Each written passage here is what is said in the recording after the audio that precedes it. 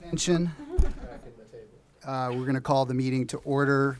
This is a regular board meeting for Marin Municipal Water District, and the first order of business is to adopt the agenda.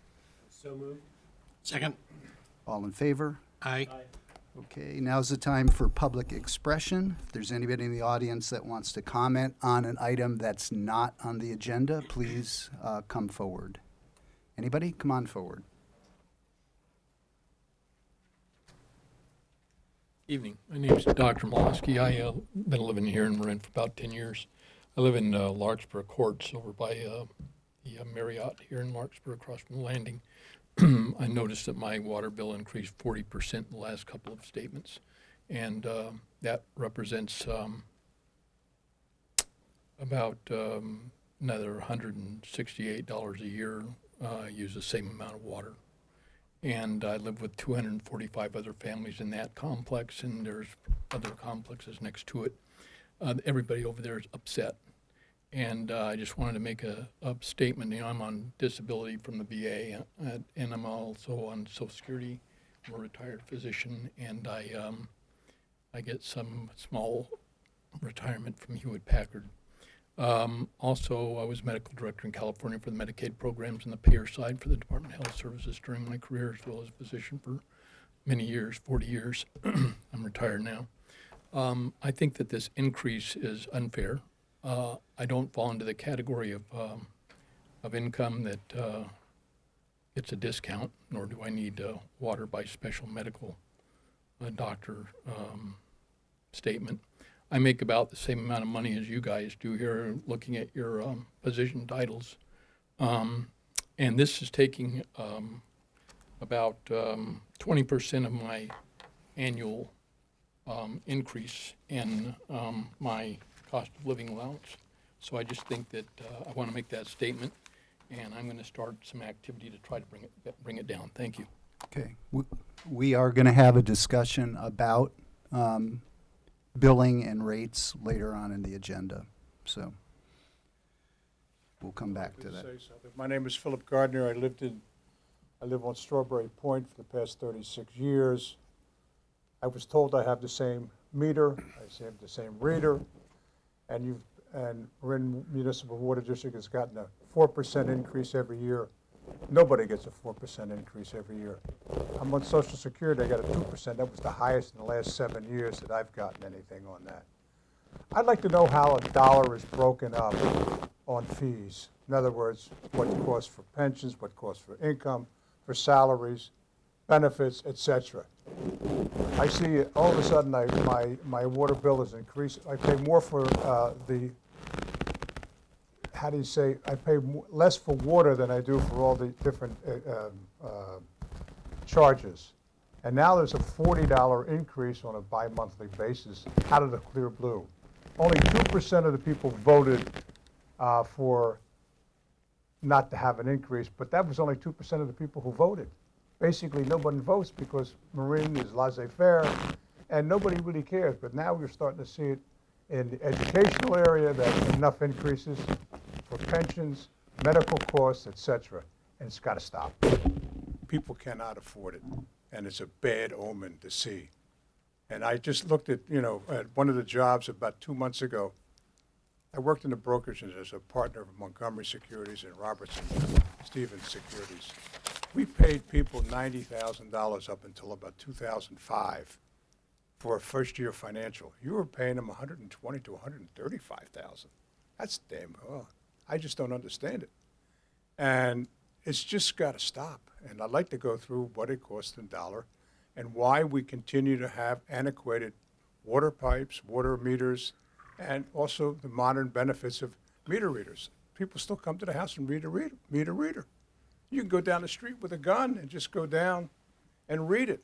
Everybody else does it. So I'd like to discuss on that. Okay, these are some of the challenges we're actually trying to deal with, and again, later on in the agenda, there, excuse me, there is going to be a discussion about adjusting how we do our rates going forward, but you can have a deeper conversation if somebody wants to take your contact information. So this is kind of a long-running discussion we're having here. Is there any other public comment from anybody? Sir? Good evening. Former resident of San Rafael. I don't know where I'm living now, but I was passing by and I couldn't help this opportunity to come up here and say hello to all of you. So Jack and Cynthia aren't here tonight. I was They hoping- must have known you were coming. Looks like it. I hope all of you are doing well. I'm here for next 2 or 3 days. I can't catch each one of you individually. I thought I'll come here and collectively get all of you. I'm still alive, and I hear great things about the district, so keep up the good work. My wife taught me swimming at the ripe young age of 62, but after drowning in public policy for 3 decades, learning swimming was fun. Thank you. Have a great night. Nice meeting all of you. Thank Good you. to see you. Okay. Any other public comment?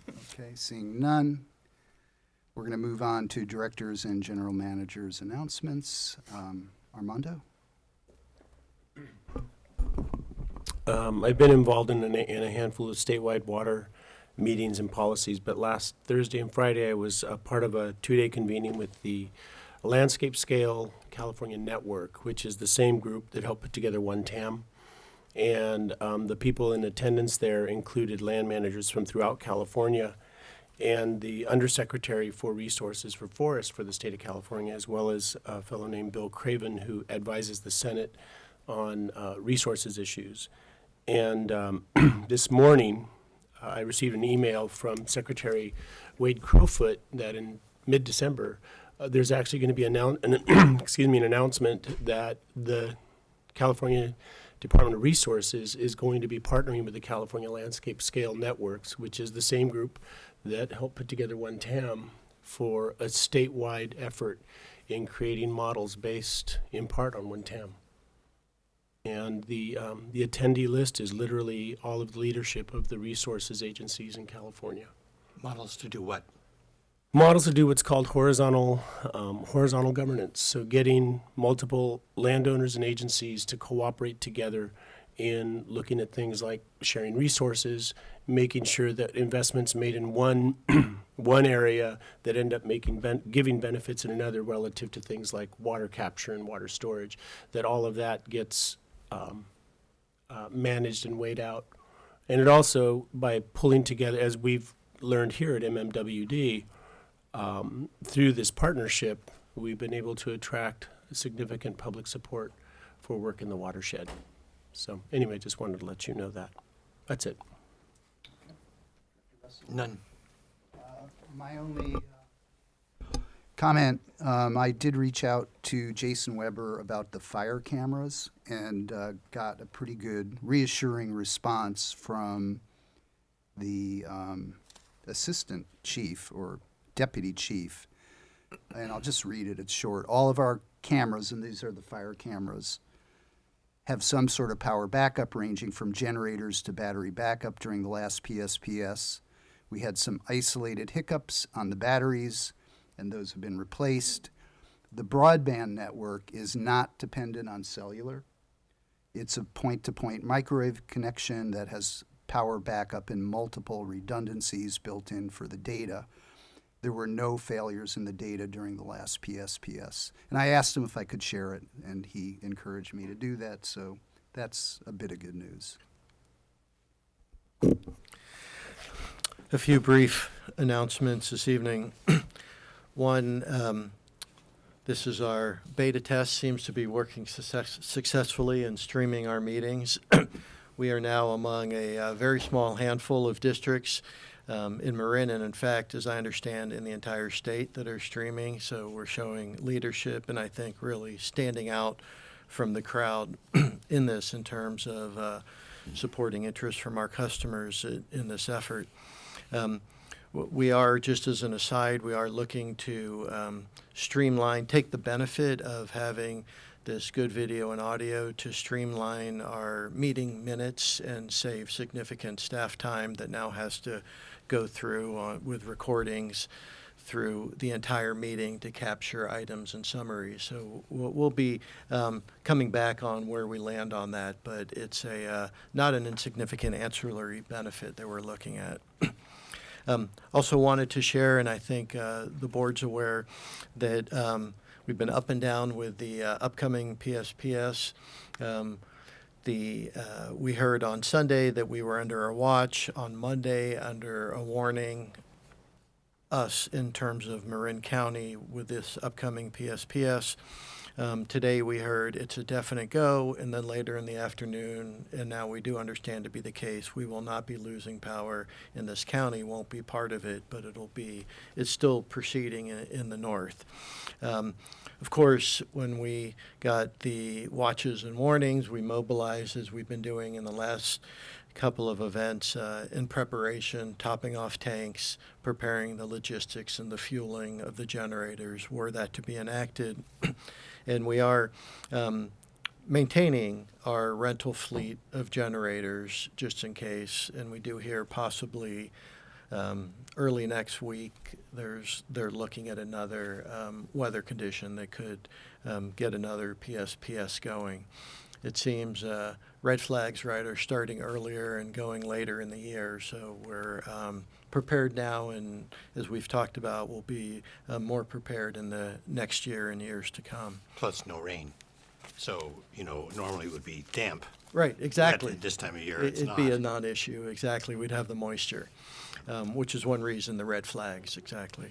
Then lastly, just wanted to share, and you'll be seeing this at an upcoming meeting. We met with our bond folks who have shared with us an opportunity to look at refunding and refinancing some of our bonds, and it looks like potentially saving us. Of course, it's dependent on where the market is at the point in time. Our expectation is either the meeting in December or the first meeting in January, we'd be coming to the board, presenting the issues, looking for authorization, and then with the bond folks watching the market and being able to move at the optimum time or as best you can do with the market. So wanted to let you know that that'll be coming forward. How much capacity is there? Excuse me? How much bonding capacity is there? Well, we have significant bonding capacity. The actual savings, were we to do it today, would be roughly in the $3 to $5 million. Charlie, you probably know better than I. You were at the meeting today with the details. Yes, what we're looking at doing is the 2012 bonds have about $75 million outstanding. We'd be pre-refunding them because they're callable in 2022, and we'd be saving about $3 to $5 million over the life of the payments of those bonds, and so it's very favorable at this time. So we borrow money now for 2022? The way it works is we go ahead and borrow money, and it's put in treasuries, and it's a system made to absolutely be solid. In other words, we do this deal, we forget about the 2012 bonds. It's held in escrow until they're called in 2022, but it takes a key. The treasury bonds have to generate a certain rate. The bond market that we borrow at has to have a certain rate, and that's why when all of those come together, this time would be a good time to do a refunding. I have a question, Ben. What do you think that table meant from PG&E? Because it made no sense to me whatsoever. One house in Tiburon is going to be affected. Do you think that's just a CYA on their part, or does it actually make some sense? Many things we get from PG&E.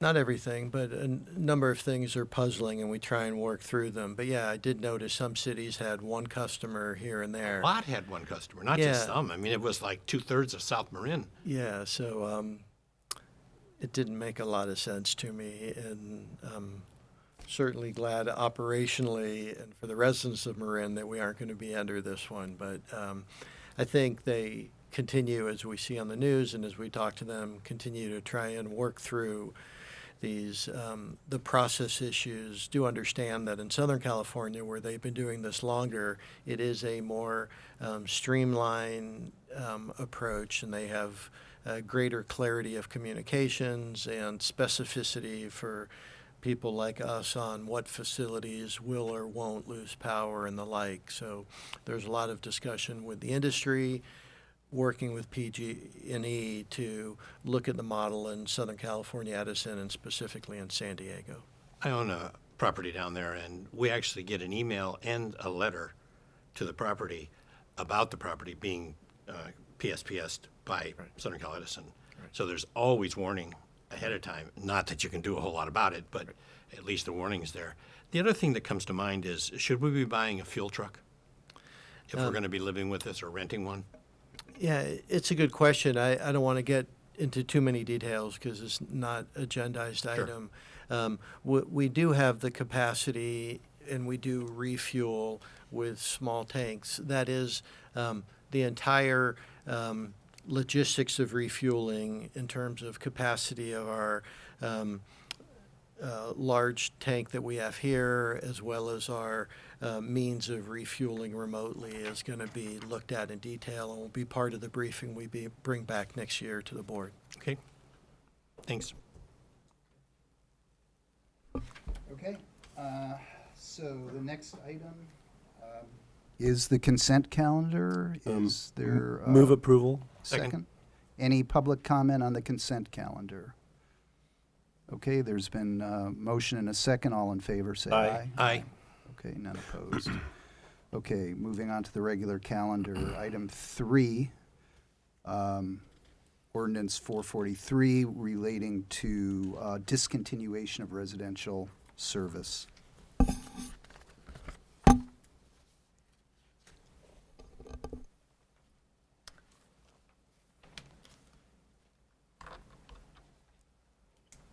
Good evening, Colleen Kanzaki, Customer Service Manager.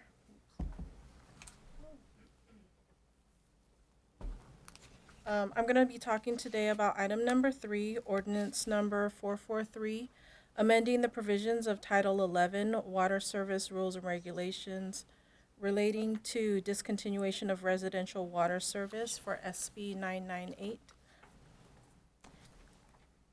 Colleen, do you mind if I just make sure?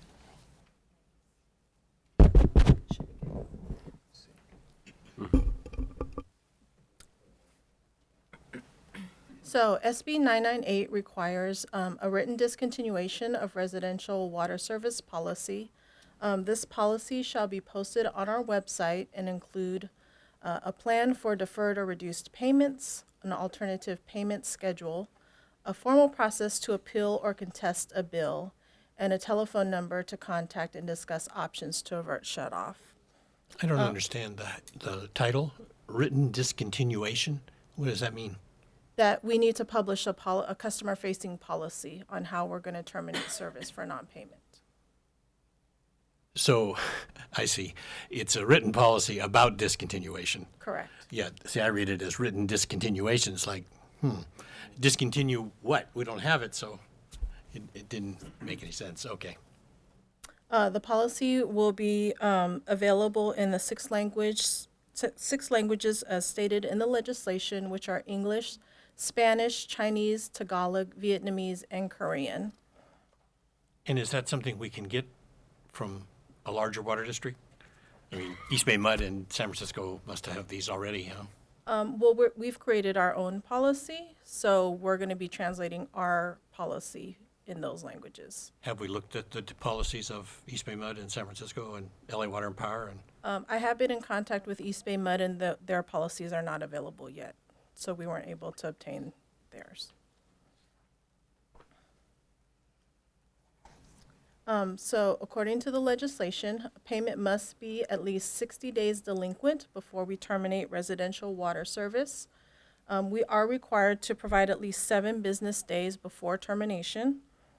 And we must post a notice of imminent termination of the written policy at the location of the residence. In instances where there are individually metered units or multi-unit renters, we must give those customers at least 10 business days notice. We are not able to terminate service under two circumstances: if there is an appeal pending, or if a customer has a certification, a medical certification, and is financially unable to pay, as defined in the legislation as receiving government assistance or under 200% of the federal poverty level, and the customer is willing to enter into an amortization agreement. Additionally, if they did enter into an amortization agreement, they must be delinquent at least 60 days prior to termination. Does government assistance exclude Social Security? Yes. Reconnection fees for low-income customers are capped at $50 during business hours and $150 during non-business hours. Reconnection fees for all other customer classes are not addressed in the legislation. Waiver for interest for low-income customers, we will, or at the request of the customers, be waived at least once every 12 months according to the legislation. And we will have annual reporting requirements published on our website and provided to the State Water Resources Control Board. I'm sorry to ask so many questions, No, but it's I'm okay. finding this a little confusing. What does it mean to say that the interest will be waived once every 12 months? What is that saying? That's for low-income customers. We've determined that we do not charge interest at all to customers, but this is going over the legislation Okay, requirements. so it doesn't apply. Correct. Okay.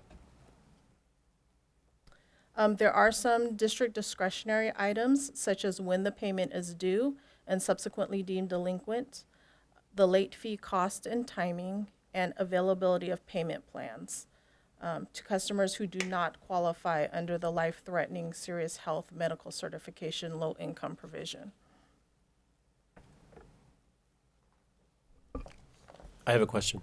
So are we then going to be developing or revisiting our provisions for doing this if the district has discretion?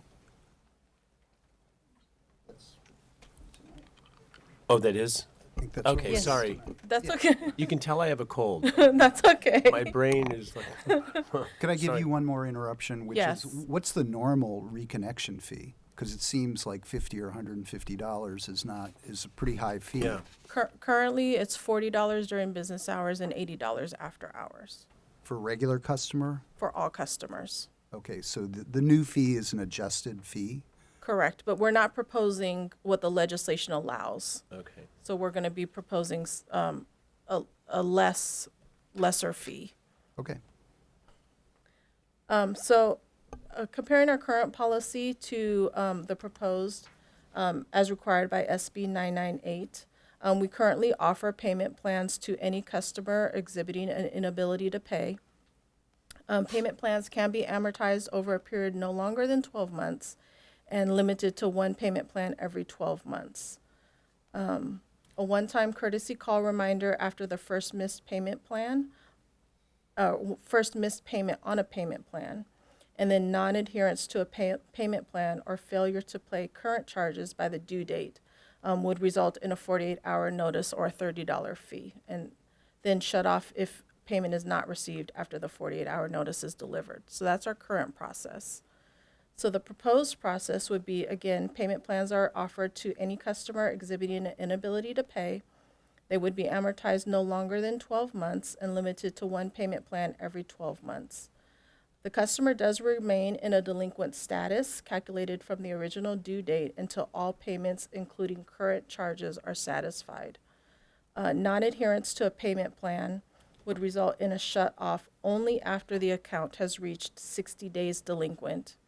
And then once, if a payment was missed, we would provide a 5 business day notice and a $30 trip fee would apply.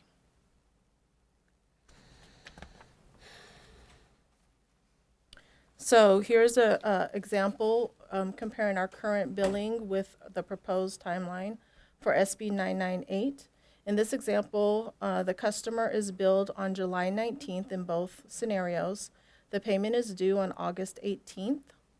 The late payment currently would have been assessed on August 21st, with following a past due notice on August 30th.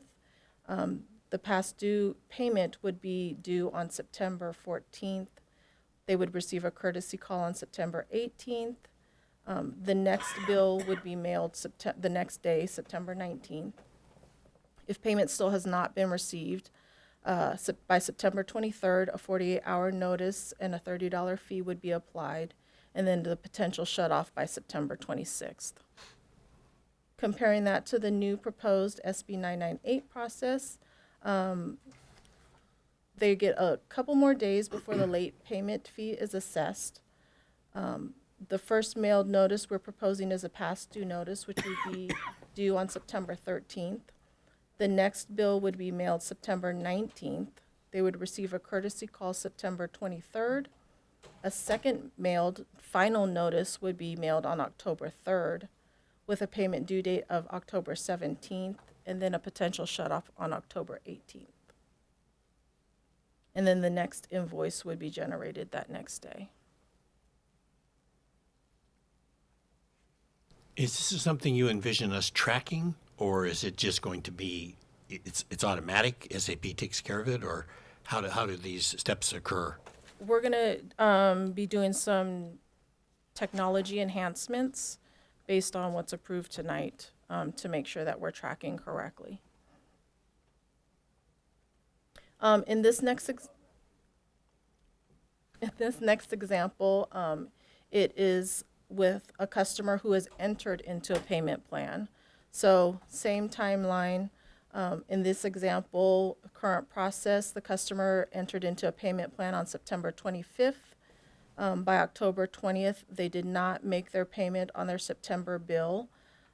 October 21st, they would be a potential 48-hour notice, and then by October 24th, potential shut-off. In the new process, because it is pushed out a little bit, the customer entered into a payment plan on October 17th. The customer did not make their payment on the payment plan by November 19th. So then, since they entered into a payment plan, we gave them a 5-day notice on November 19th, and then a potential shut-off by November 27th. The 5-day notice is hand-delivered or posted on the, It would be it's hand-delivered. like a door hanger? Yes.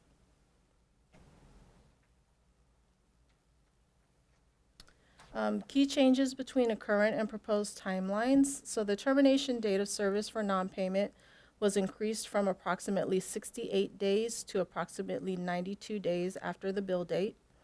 The late fee assessment date was moved from 33 days to 36 days. A 48-hour notice has been discontinued and replaced with a final notice. We are having an automated courtesy call reminder. And then the water connection fee, we're proposing it be increased from $40 during business hours, $80 after hours, to $50 during business hours and $100 after hours. And And would have we, you- go ahead. I was, are we going to adjust that for customers that are on low income or medical? Right discount? now, our practice is that we have a standard fee across all customers, and since SB 998 allows for a $50 and $100 up to $150 fee, we adjusted it down. But it is at board's discretion, so this was just a starting point. Okay. It seems to me that these numbers are below our cost. Correct. Yes. How does that work under 218?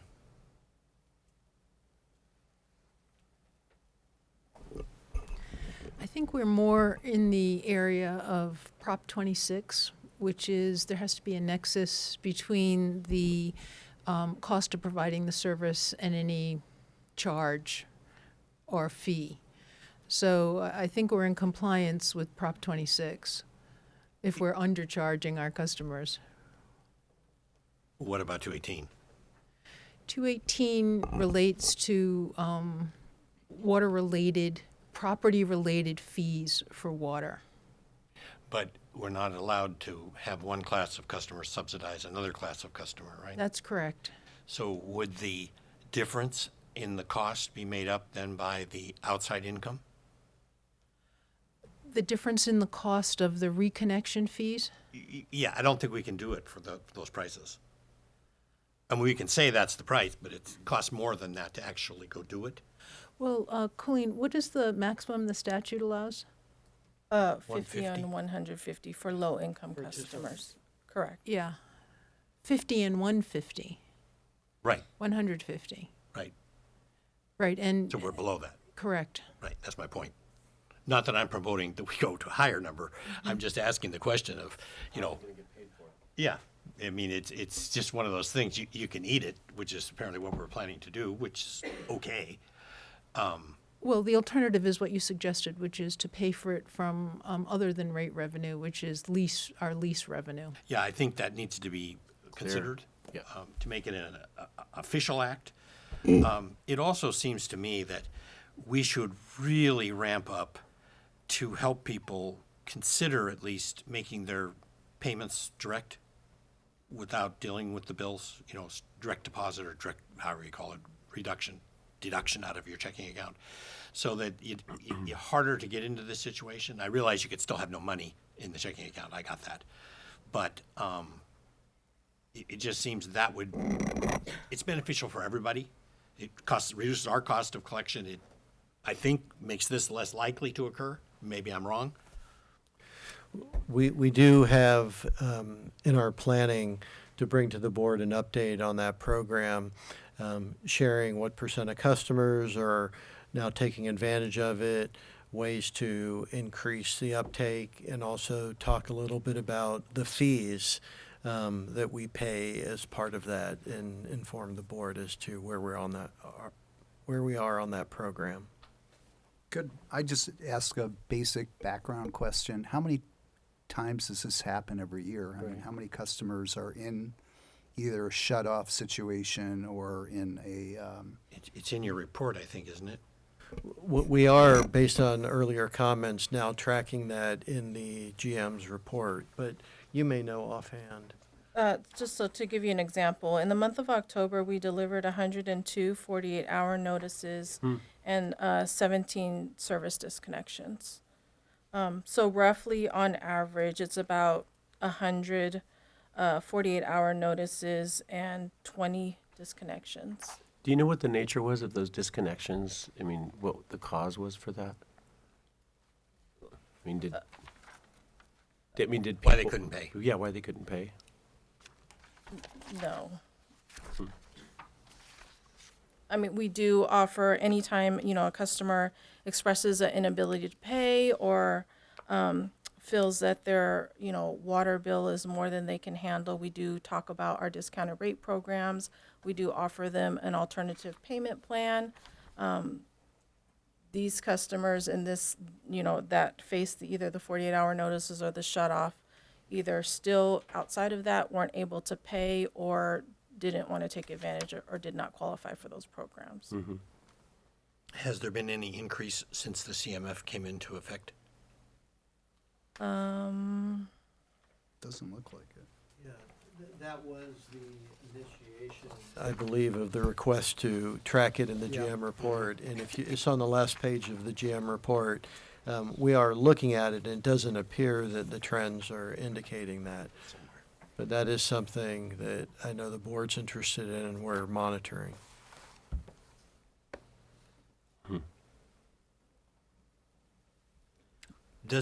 Do they usually pay it when the notice comes? The 48-hour notice, a high percentage do. That's how we get from the 100 average to the 20 average. Do we have any idea of how long the water is off? It's, Typical disconnect? I would say within, sometimes the properties are vacant, so we have to take into consideration that also. But with customers in the property, I would say on average 3 to 4 business days.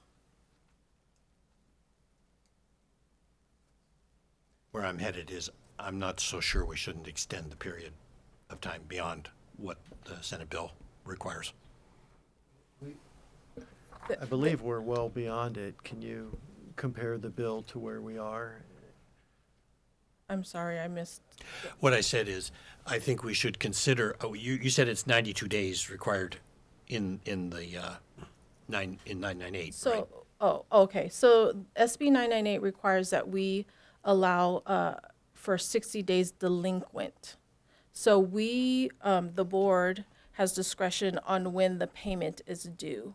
So we had originally proposed a 14-day payment schedule, and then we got feedback that we wanted to move that to keep that to our 30-day payment schedule.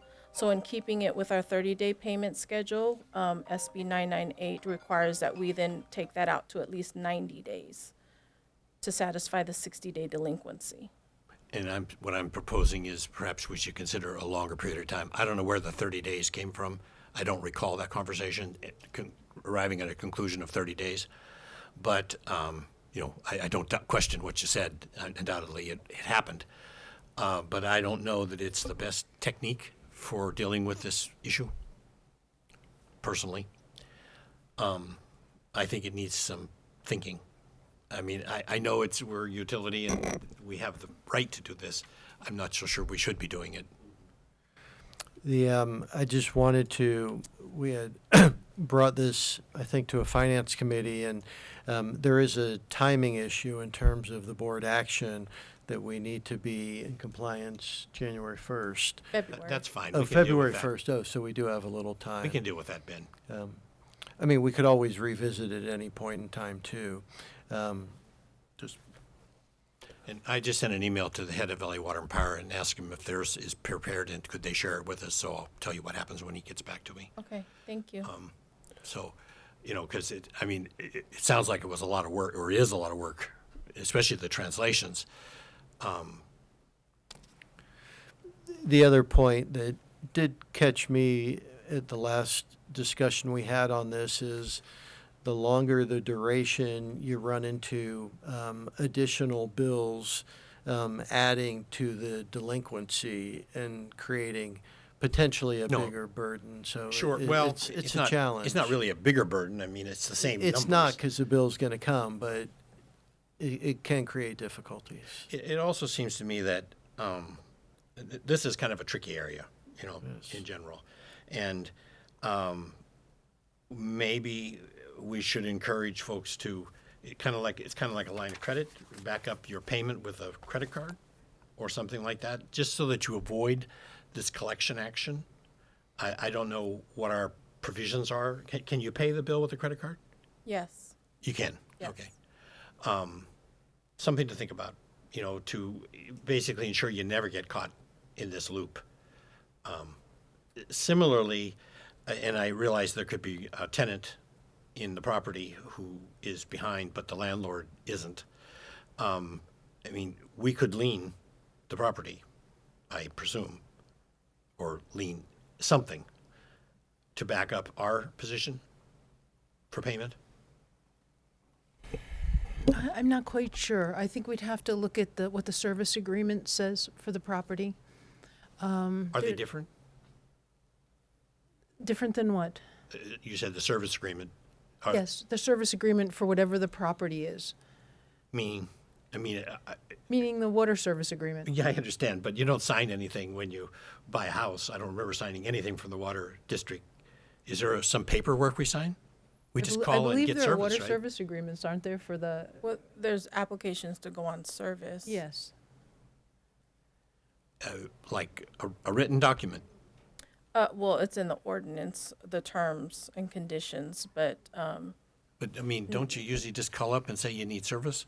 I don't remember dealing with that ever in multiple properties. I don't remember ever having to fill out anything from the water district or the electric. It's in the title report when you buy a house. And what does it say? Stipulates your agreement with the water district to pay your bill. Yeah. Okay. And it says that the water is up to date when the new buyer takes over the property. Thank you.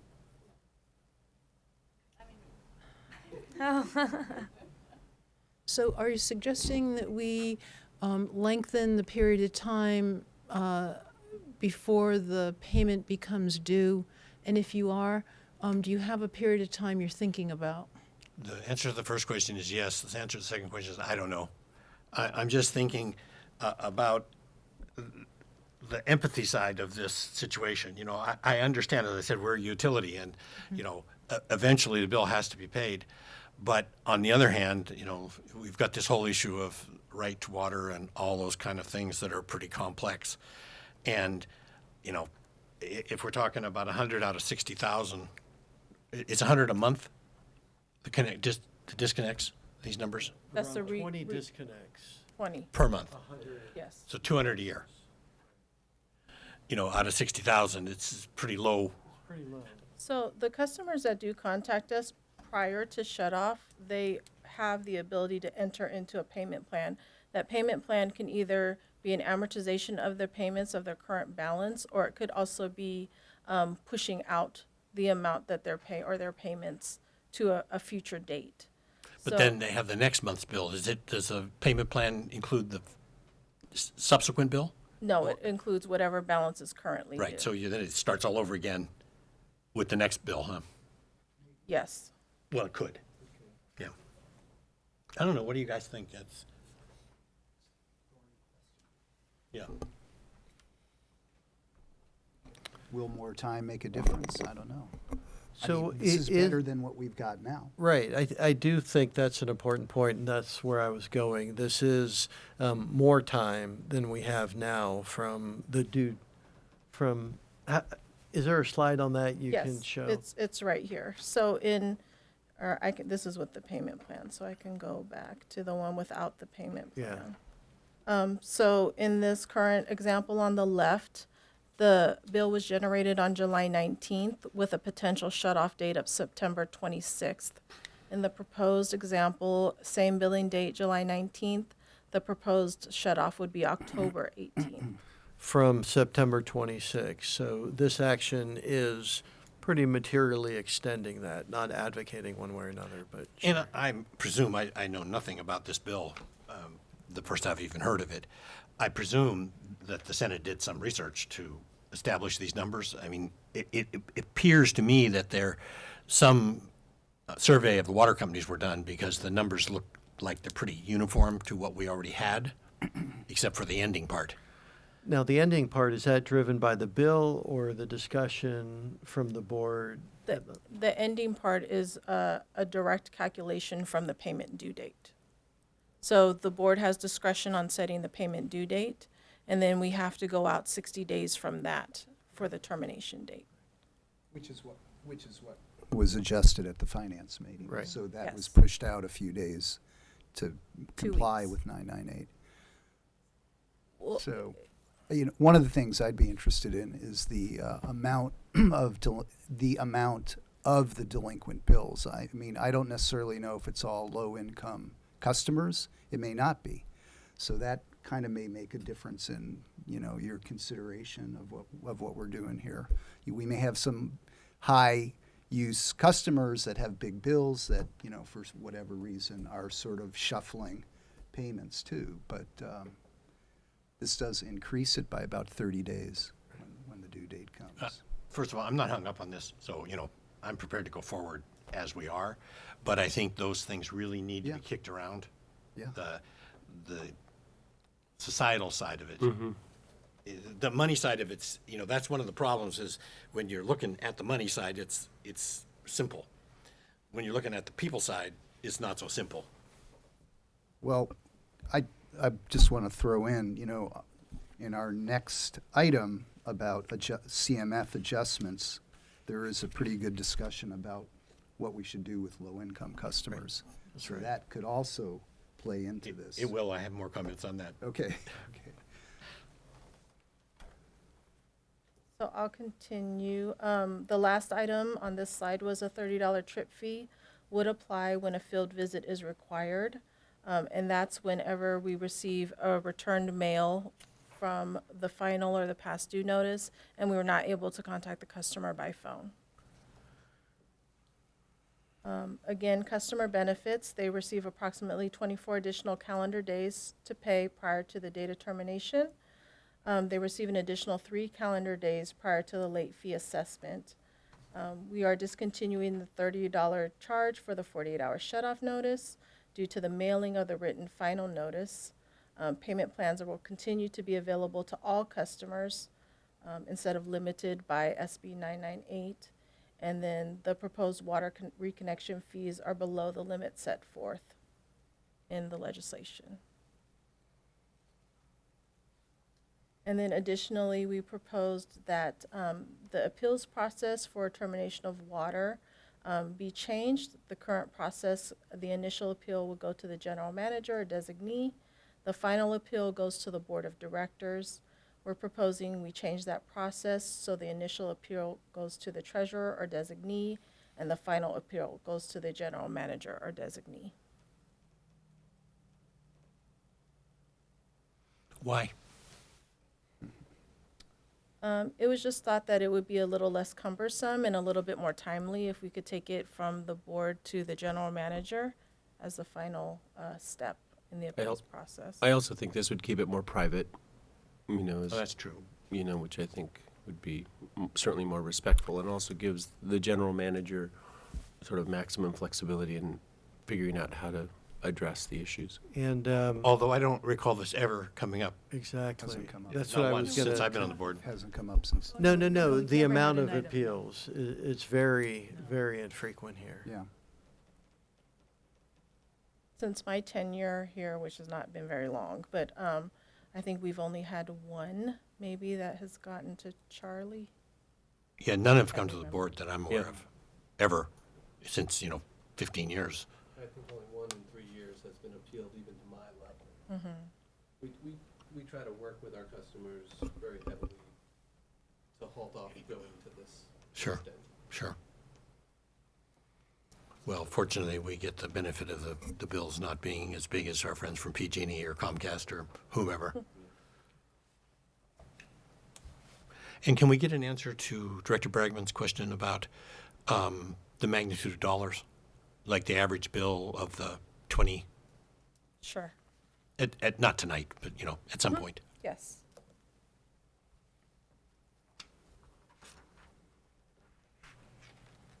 I guess another question would be, is there a recurring pattern with certain connections? We definitely do have customers that are frequently on the list for both 48-hour notices and then a lesser for actual terminations.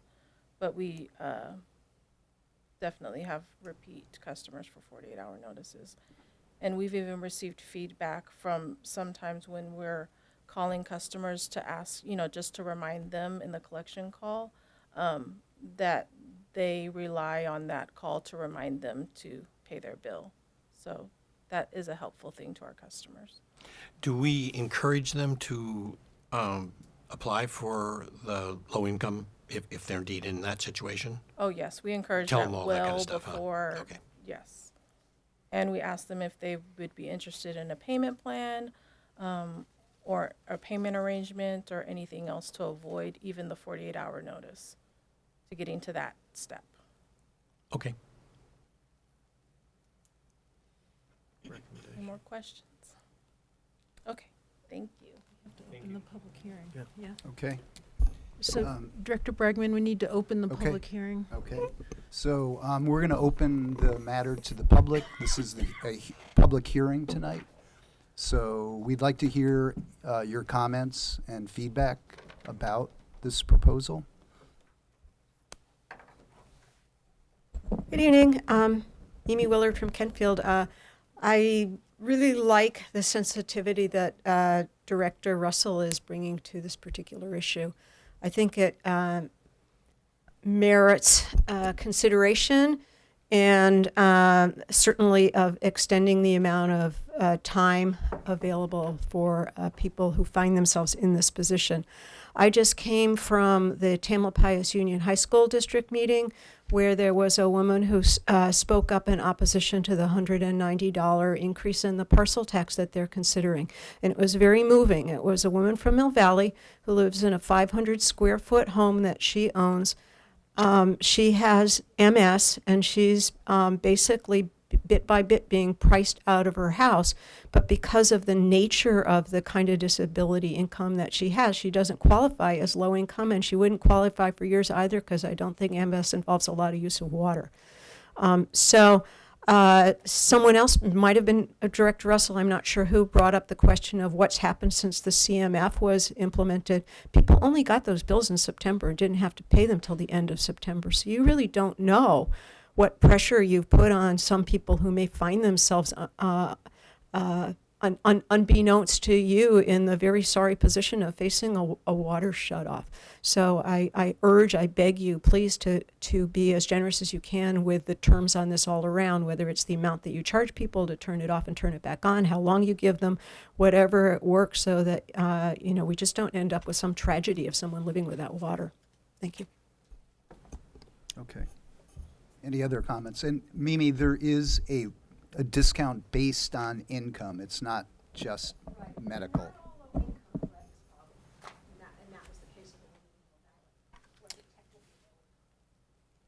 I've just been here one time, but, as a physician for 40 years, and, I talked about empathy there for a moment. The scope and the size of this program of people not being able to pay their bill doesn't seem like it would be that large in Marin. Maybe it is. I don't know. And then you've got some places where people live in big apartment complexes. Where I lived previously, I bought my water from the apartment. And if they decide not to pay it, I doubt that's going to happen. And then you have the people like this lady here that she just mentioned. I mean, it seems like there's a way to just take this small, probably, amount of people that can't pay a bill and not have to go through all of this. 20 a month. Yeah, it's very, very tiny. And they're, in hospitals, in the ER or something like that, we just write it off, but, and I can't imagine, I don't know where the money goes when you collect it, but it seems like it's a lot of hubbub to take care of 20 people that can't pay their bill. That's just an observation. There is a provision in the bill that if the landlord is delinquent, the individual customer can start his own account. So a tenant in that position would not be punished by the delinquency of the landlord. How does that work with multiple? They could each open their own account, but how would you know what they've used? Don't know. All I know is they can't get shut off. Okay. They've got to be offered an individual account. They cannot be shut off because of the landlord's delinquency. We probably should have a plan for that. That sounds like a complicated problem to me, unless we just decide not to do this on multi-family units. The provision for multifamily units is the tenant would have to assume the meter charges, but there is a provision. But what if there's 100 tenants? An individual would have to Step up. Yeah, so I mean, it could be thousands. but there is a provision that we have to notify the tenants, and is it 10 days notice? Yes. We have to give the tenants 10 days notice. That way they can then contact their landlord and exert pressure on getting the bill paid. Are any of these historically multifamily? Very, very rarely. Yeah. It seems to me that something that would be useful is to understand how much this really is in terms of dollars. And perhaps in a subsequent board meeting, we could get that number. And also, Colleen, when you mentioned that there are some people who are chronically late or have to be reminded, I don't know if there'd be a way to institute some, literally a regular phone call to them, especially if it's that small of a number. And I also think that if there's people who have repeat issues, it could be that number is actually even smaller because they're being counted a couple times in a year or, multiple times in a year. So it would be good to understand that information if there's a way to craft that, because certainly I think the board's interested in making that work on everybody's part. So, Well, if we just assume it's $100 average bill, something like that, so we're talking about $2,000. yeah, do you know what the average water bill is when you've got a situation like this? I would say it's probably around 200 to 300. Okay. See, that's that would be really helpful to help us figure out even, excuse me, alternative sources for paying for that. If we have to go to other income, not not water rates. So, The problem is, it's a bit of a snowball. sure. Or an avalanche. If people realize, that's the whole business of utilities, right? If they know you won't try to collect, then you open up a door that's Yeah. complicated to close. On the other hand, your point is right on. Yeah, we just- If we're talking about $2,000 a month, it sounds to me like we might be spending over $2,000 a month to collect. You're right. 2,000. And, we will, of course, be bringing back the request of looking at the span of these bills. And, there likely is some number of folks that went on vacation and extended vacation and just didn't pay and that sort of stuff. And they come back and they get their water turned back on. But sure, there are some that struggle with it. So that would help inform the board of what the full spectrum of these customers look like. Okay. And maybe we need to revisit the program for low income. Maybe it's not, either the amount is too high, or the amount that we give in is too low. Either the qualifying level is too high, or too low, I guess it is. It's not getting to the people that need it, or the amount that we're providing in that reduction isn't enough. Yeah, we can definitely bring that back at any time you'd like, reminding the board that you did increase that bar very recently as part of the rate increase. And I believe, having looked not fully throughout the area, Bay Area and beyond, that our program is on the generous side just compared to others, not suggesting we couldn't or shouldn't do more. So the question is whether you want to move forward or continue it to get Well, more we information. have February 1st deadline, so I don't think we have a choice on that part. It can always be amended. Yes. I think, as you said, we're going to talk about the low-income stuff in the next one. So I'm prepared to move forward. I'll make a motion to, we still got the hearing open, so we need to close the hearing. Okay. Is there any more public comment? Okay, we'll close the public hearing, and there's a motion. Is there a second? Is it a motion to adopt the recommendations from staff, or what is the motion? There's a document here. To amend the ordinance. Okay, I'll second that. Okay. Understanding that we're going to be talking about this and getting updated information. And it's going to be a living document. Yes, I mean, right, right. That's the Right. key part of this. We need to get something in place to deal with 998. That's Yes. fine. Right. We don't want to get in trouble. And it's an improvement over what we've got. I Right. mean, it's, so, And the motion needs to be to move to 443. adopt ordinance number 443, Sure. please. So I'll make a motion to adopt ordinance number 443. A second? okay. There's a motion and a second. Do you want to do roll call? We need a roll call, please. Director Quintero, Aye. Director Russell, Aye. President Bragman. Aye. Thank you. I would like to set a schedule on when we're going to take a look back at it, though. Informal as it may be. Do you Or wanna maybe say it can 6 just be an months? ongoing, or perhaps it's an ongoing thing in the finance meeting. Maybe it could just be agendized in each finance meeting, a 5-minute update on where we are with this. Are we seeing the same numbers, or is it getting worse or better? We do have a transition we'll be talking about in a moment going on with finance management, but that won't prevent us. Why don't we, for now, say that we will specifically be bringing this back as a topic in March, if that would work Yeah, for the that's board? Okay. I was going to suggest April as the first one, so March is fine. But also, if we can get the data Yes. on, the nature of who this is happening to in the real numbers. rather than- Why don't you just add that on to that chart at the end of your report? Just put another, on the abscissa, just add in the dollars. We could do that as an average. I think in March, we'll bring back more details of the spread and what it looks like in the numbers. Okay. Okay. So, I mean, it's already begun, so it's, we'll continue to keep an eye on it. So moving on to item 4, where we actually might make a further adjustment. The proposed changes to capital maintenance fee, and this is Charlie. Yes, before you we've looked at the capital maintenance fee adjustment process that was built into the ordinance that was passed by the board when the rates were adopted. Originally, the CMF adjustment process anticipated, prescribed a 1 meter size reduction if the person met the criteria of having either a fire suppression system or low pressure requiring an upsized meter.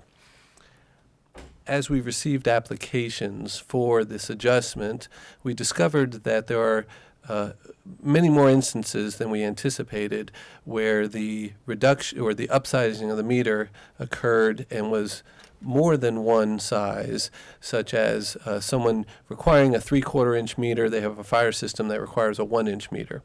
What we found is that there are instances of 1.5 inch meters where the type of dwelling that it's serving would only require a 5/8 inch meter.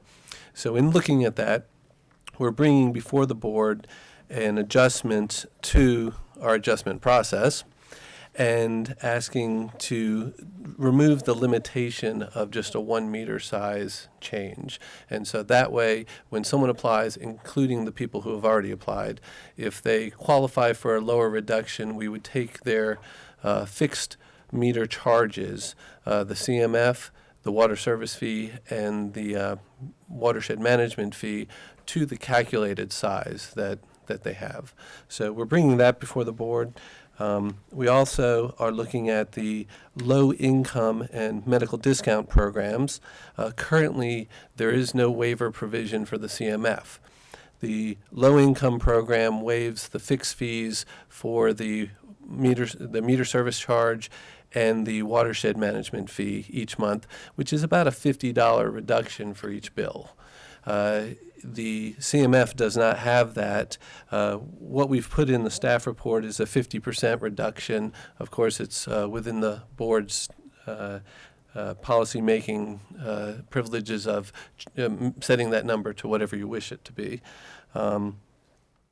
There also were some other considerations we listed in the staff report that we did not bring before the board, but since we were revising the ordinance, thought it was a good idea to include. Some of them are simple as terminology of low volume shower heads changed to low flow shower heads.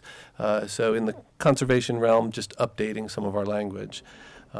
We did clarify that the medical waiver for fees, which is our long-held practice in all the discussions I've ever taken part of, was that the medical waiver was for medical conditions requiring additional uses of water. While our other documentation and the sign-up forms and everything that people filled out said that, our ordinance actually didn't explicitly state that. So we put that in there in keeping with that long-standing practice. The last part is we do have on section 6.01.150 of the code that the low-income program is only available for meter sizes no larger than 1 inch. I was not here when that provision was adopted, and in surveying several of our staff members, no one was really sure why that was there. And so we wanted to point that out to the board so that if the board wished to consider bringing an amendment at a later date or even this evening to remove that provision, we wanted to let you know that was in there because we couldn't find a rational nexus in our knowledge. Now, going back when it was passed, if someone knows why it was in there, it may make perfect sense. But in looking at it, we were thinking we wanted to bring that to your attention too. That would allow some of our customers who have a 1.5 inch meter to apply for the low-income discount program and likely receive it if they're applying. So we don't have a lot of, we have very few 2-inch meters for single-family residential. I don't know the numbers of 1.5 inch meter. Most of our meters are in the 5/8 and then 1 inch and then 3/4. But we do have some 1.5 inch that would probably qualify for the low-income discount if allowed. With that, I'd be happy to take your questions. We are recommending changes to code through ordinance 444. Questions? So I have a question. How is our non-rate budget doing? In other words, one of the pieces of this is to either steeply discount or eliminate the CMF for low-income customers. And I'm just wondering whether that fund is adequate.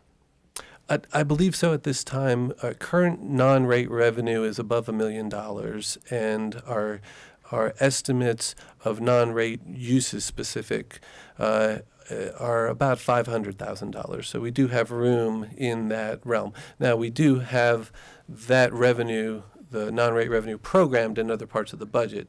So we could see a lower fund balance at the end of the year due to eating into that we were expecting to use for other things. But from a point of view, we did set limitations to some of the uses of our non-rate revenue, such as the Super Saver and things like that, just to make sure that we weren't opening the door for something we couldn't handle. So right now, our estimates, we think we're okay. Okay. So we can afford some of these proposals. Certainly, and we do track that, and so we would bring that back at a finance committee meeting if we were getting close to the ultimate number to let the board aware well before we actually hit the limitation. So we actually have practical discretion as well as theoretical discretion. Yes. Okay. It seems to me that we ought to get some kind of a spreadsheet that tells us when things are due. For instance, when 100 Larkspur is coming up for a renegotiation of its lease. Similarly, we could do the same thing with the antenna leases. At least we know when they're coming. You know, I realize we're not in the business of hiking the rates on other people like that, but if we could make an evaluation if we need more cash. That's one way to get it, being we can't get it any other way. I believe, Go ahead. excuse me, Director Quintero, I believe that spreadsheet already exists. Good. I think that for the benefit of the public in the room, it would be important to define what non-rate revenue means, because I don't think people are aware of what that is for us, that everybody's aware. Non-rate revenue is revenue derived from sources other than rates and charges.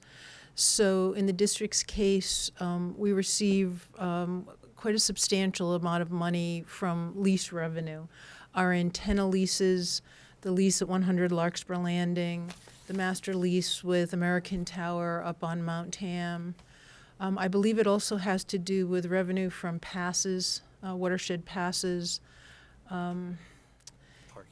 parking, and those sorts of income sources. And you might explain why. Because under Prop 2, the reason you have to use non-rate revenue 218. to cover discount programs is because under 218, no ratepayer can subsidize another ratepayer's rates. Thank you. Okay.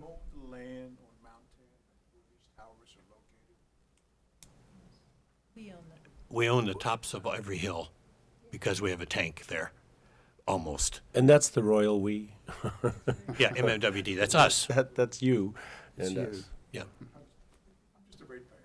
No, you're an owner. No, you're a part of our company.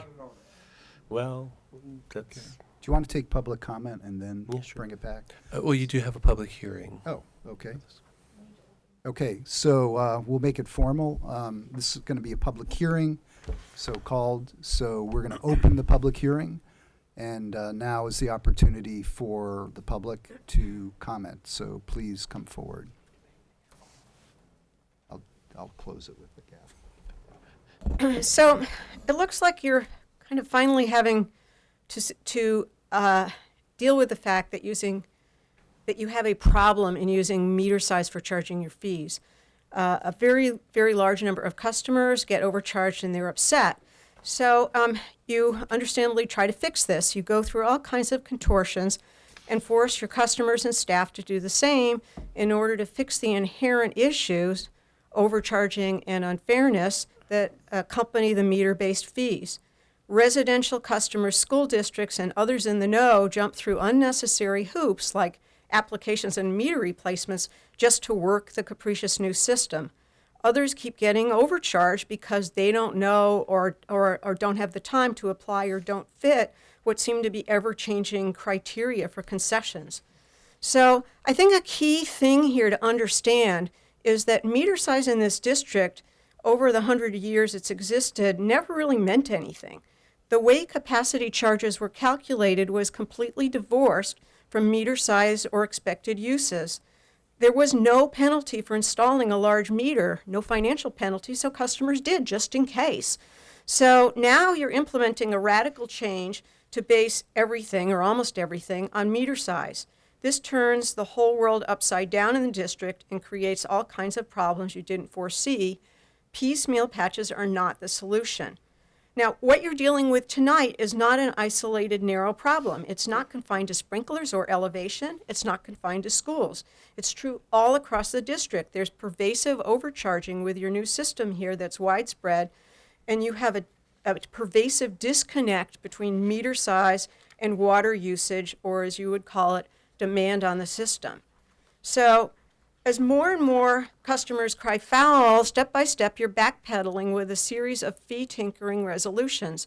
You're backpedaling effectively admits the basic allegation of the Coalition of Sensible Taxpayers lawsuit against you that the new fees overcharge a very large number of customers. So one other thing here is the targeted revenue.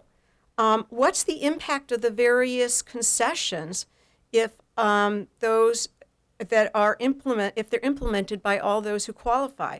Where's the fiscal analysis? The board should be looking at that before you adopt this. And what does this do to the CIP or to the future rates of people who don't get concessions? The whole rationale for the meter-based charges was to deliver a precise amount of money every year, supposedly tied to the adopted, belatedly in my opinion, 10-year CIP.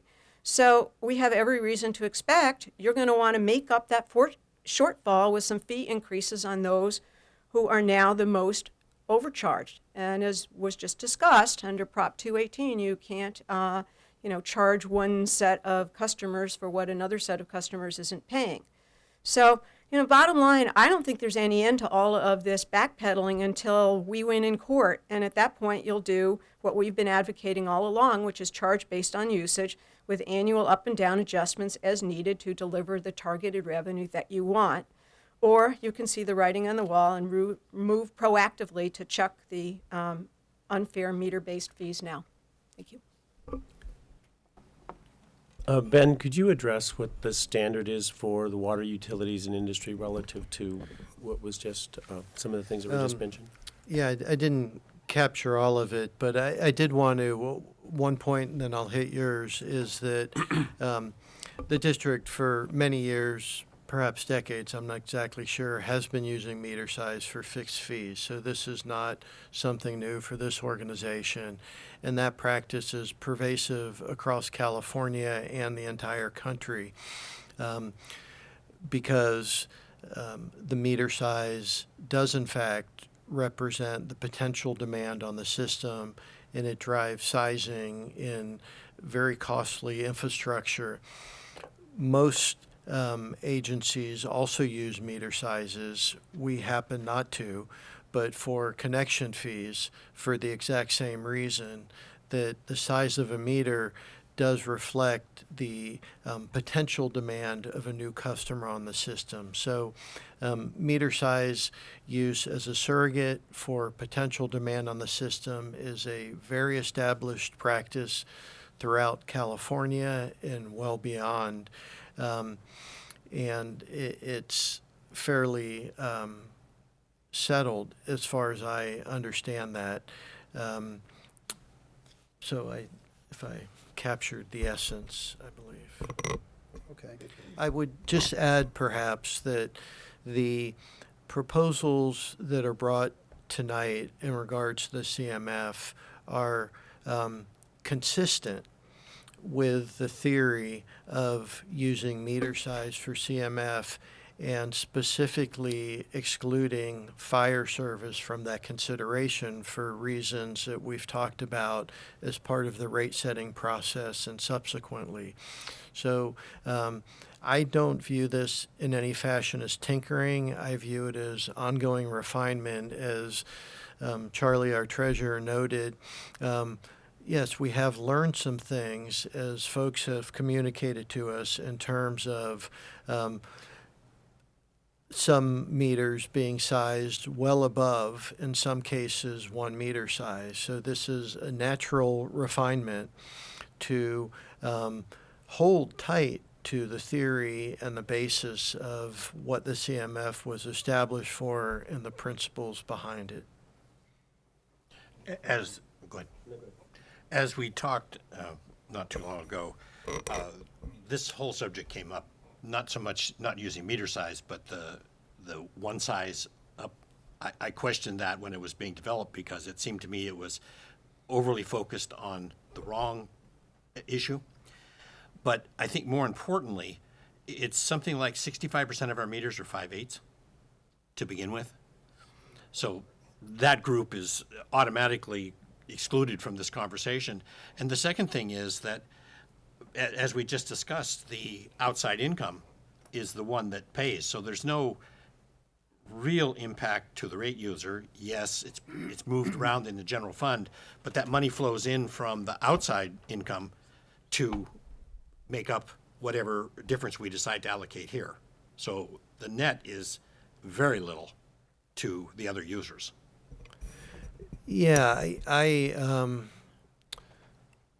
perhaps understand philosophically the point made, but practically I don't see it. When you establish rates, you always have fluidity in terms of people leaving, people coming, companies going, and there's an ongoing truing up essentially through a cost of service study that's done through the rate setting process. So I don't believe it would be significant based on our looking at it.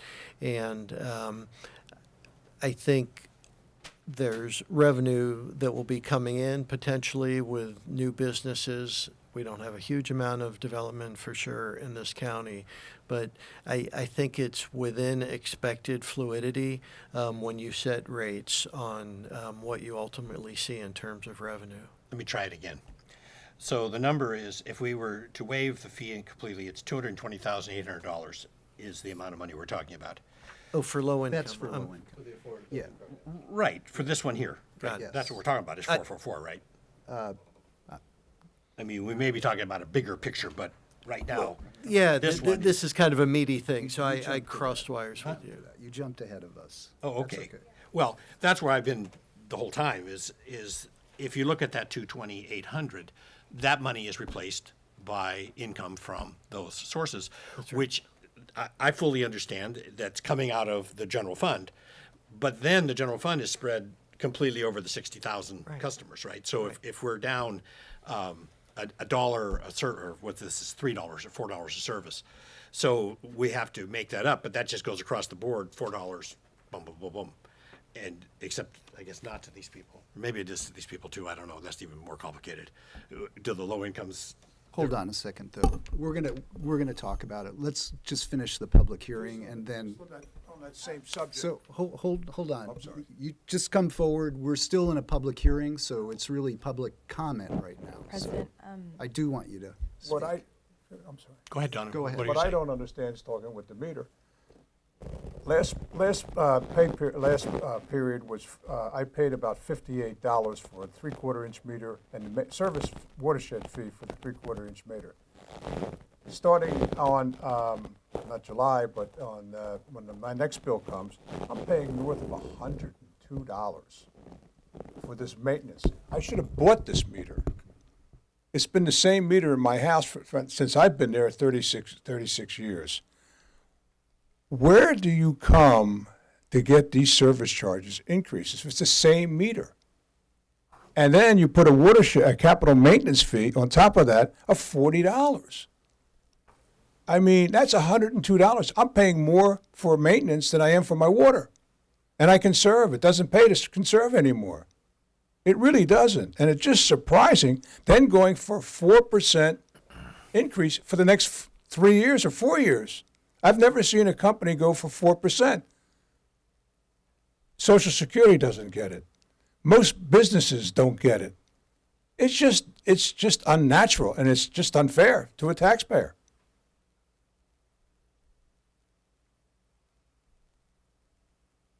And I still ask the same question, every dollar, where does it go? We Bigger have that information. Bigger conversation than can be answered right now. But it's there. There are answers. I agree with him. I don't understand where the capitalization fees go. What are they for on a meter? I just don't get it. Could I give it a shot? Okay. Actually, it goes for our capital budget, which is our infrastructure.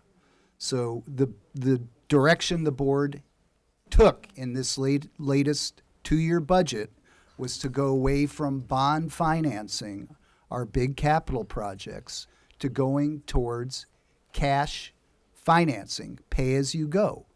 So essentially that capital maintenance fee is going towards tanks, pipes, and the big multi-year projects that we are faced with replacing on an ongoing basis. So this is a big challenge. And Are you profit-based or are you non-profit-based? No. there's we no are profit. not profit-based. We are a municipal agency. Basically, it's all the technology for electronic meters. You don't have to have guys go around and look at them. Where does that money go? It, again, goes to our capital budget for big infrastructure projects. It's not just paying for the meter. Let me ask of something that'll helpful here. Mike, could you give a description of the nature of what happens in a year at the water district in terms of the sorts of capital improvements that we have to make relative to pipes, tanks, pumps? And I might even say that it may be important for everybody to understand what the water district had to do in preparation for these power shutoffs, because those were expenses that affected all of us, and they're big. And Mike, if you could go through some of those things, I think it would help folks visualize where this money is going, because it's not just the meter. I mean, essentially, 100% of this money is just reinvested in our infrastructure. In the system. Right. So we have 900 miles of pipe. We want that pipe to last at least 100 years. So you have to be replacing close to like 10 miles a year. How old And is our we're- oldest pipe right now that's still in the So ground? about 110 years old. So we're still, and no, we have been doing, how many miles of pipe a year have we been replacing? About 8. Yeah, 8 miles per year. And that's been, we've been It's budgeting about- that every yeah. year. And so, anyway, go ahead. Yeah, and it can be up to $1.5 million per mile. You might want to speak into your mic. And can you give some other examples like tanks and pumps and, Yeah, so we have 140 storage tanks, and they have, a life of the coating's about 20 years. So we're constantly replacing the coating. So it's really just everything going back into our system. We just finished a major upgrade to our 2 treatment plants, which were built in the 60s to seismically upgrade those, but they need a lot of work. what was the price tag to rebuild the water treatment plant so that everybody had clean water? So the projected work totaled over $60 million that we need to do in the next 15 to 20 years for just the treatment plants alone. And then because of the power shutoffs, since all of our water treatment and water pumping is run by electricity, and all those 140 tanks have to have water pumped up to them with the power shutoff, can you talk about what we did to prepare for the power shutoffs over the last 2 years? So we rented a generator for a big treatment plant, a 2-megawatt generator, and then we rented a fleet of 24 mobile generators that we've deployed at various pump stations to keep the water running during a PSPS event. So during the last PSP event, which was 4 to 5 days or even more in some cases, everybody had water. Right, right. even though the power wasn't there from PG&E. Right. We were on standby power for our San Geronimo plant for almost 5 days. And I also might say that the generators that run the water treatment plants are basically like locomotives. These are low, 2,000 horsepower is 2 megawatts, give or take. So these It's- are very large engines. They fit in this room, but just barely. And really that was to provide all of it. I mean, we all live in the district. I think that's a good point, because It is. I do realize a little misunderstanding. It's a meter base fee, and we call it a capital maintenance fee, but it is directly and solely designed to support the capital investment program, the capital renewal program as a 100-plus-year-old district. But it's all infrastructure. It's all He's exactly right. infrastructure. I think it's a name change worth considering. Just putting things in perspective, the amount we spend is $20 million a year. That's the budgeted amount that we're collecting through this fee. And you asked about AMI, automatic meters. That's another 20 million that we have to come up with in addition to the other 20 million. So we're getting there. We have about 2,600 meters now out of 60,000. We're closing in on it, but it's taking time. I'd kind of like to get back on topic, if we may, regarding what we're here for ordinance 444. My name is Linda Johnson. I'm one of the residents and sort of representing the bird nest people who brought this to light with the help of Paul, who's the engineering department, and Mary Ann Gaines, and public customer service has been wonderful, and I want to acknowledge that. And I was on the Tamalpais Community Services District Board for 8 years, and understand, and maybe it would help to remind people that all the financials are public record and they can come and look at it and get their questions answered and not berate the board like at a board meeting. I think it's online. Could be, I don't know. I think your- they are. It is. Pretty sure. But just to address two other points of the fact that you brought up repeatedly, it is a fluid situation, and being in the sewer business, no pun intended, but things change, because when things are built, it isn't just you all who are in control. It is the fire department. It is county planning when buildings are built that have to agree or decide on meter size, and those things change, and you're addressing that, and I applaud and appreciate it. And I wanted to tell you how impressed I was at how quickly you have addressed it, in my mind, based on how we worked in our board situation and how long changes had taken. So I just wanted to say thank you, and hope that you will move forward and adopt the ordinance. So thank you very Thank you. much. It is a little ironic that the comments, I'm sure, are sincere, but tonight we're actually trying to adjust the fee, and Yeah. it's mostly a downward adjustment to make it Where's the angst and ire? to We should all make be it a happy. fairer fee across the board. So I think that's what our intention is tonight. Thanks again. Thank you very much. And I also want to mention I don't know your name, but the doctor, retired doctor, and what you just said. The reason I asked for an explanation where the money goes is that that's not clear to the public. And I think, sir, your point is really well taken in terms of how often industry uses phrases and words that mean nothing unless you're in it. And so I think you make a really good point about us making a better effort at articulating something that anyone can read and go, oh, I get it. Well, if I get it, I don't mind paying Sure. $13 a bill, a month. Yeah. If I know what it's for. But if it's for looking at that meter on the wall of my apartment complex and it's called a maintenance fee for that, Yeah. there's no maintenance of that thing. Right. No. So That's the a really good point. nomenclature is important, so Yeah. that's something we should maybe take a look at. Yeah. Is there any other public comment? Also included in the proposal is an adjustment for low-income customers. If there's any interest in discussing that. I'm going to close the hearing. Okay, it's closed. Okay. Now we can talk. Okay. Well, I think you heard my position. I mean, I am open to the maximum level of benefit that we can provide here for low income especially. And, as I said, you recognize that the makeup of the money is going to be spread over the whole system at some point in time, probably at the next rate adjustment or the next COSA, whichever. So I couldn't quite follow what staff was recommending here. Maybe I missed it. Or maybe there isn't a recommendation. 50% Well, just one reduction. point of clarification. Since this is an affordability program, this would have to be paid for through non-rate revenue. Sure. And so I guess ostensibly not being able to use that non-rate revenue to make up for other costs Right. somewhere else Sure. could potentially cause it to be spread out amongst other customers.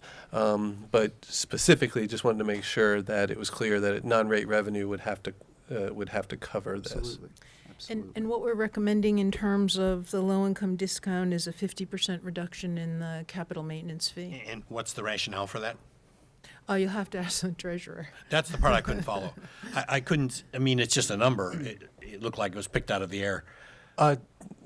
In some ways, really it was a starting point, knowing that the board had full discretion, not wanting to recommend zero, not wanting to recommend 100%, to allow the board to have a full, rich discussion and to land where you wish to be. I know where you're at. Yeah, you're right. Where are you? Articulate it. I'm actually. I agree that we should maximize the benefit for certainly low-income users, and also, as has been pointed out, and I think we all agreed with this, it's going to be really important for us to see the spreadsheets on this in terms of Yep. what the actual impact is and how this money moves from non-rate income to offset this, and then how that affects our program as a district, because it may be something that can be absorbed in terms of reduction of that investment at $220 a year or something, or whatever the number is. But being able to see it as a board and as a community, I think, is important. Well, and I guess one of the issues I'm having difficulty getting my arms around is why medical and low income are linked together. I don't necessarily see why the discount would be the same.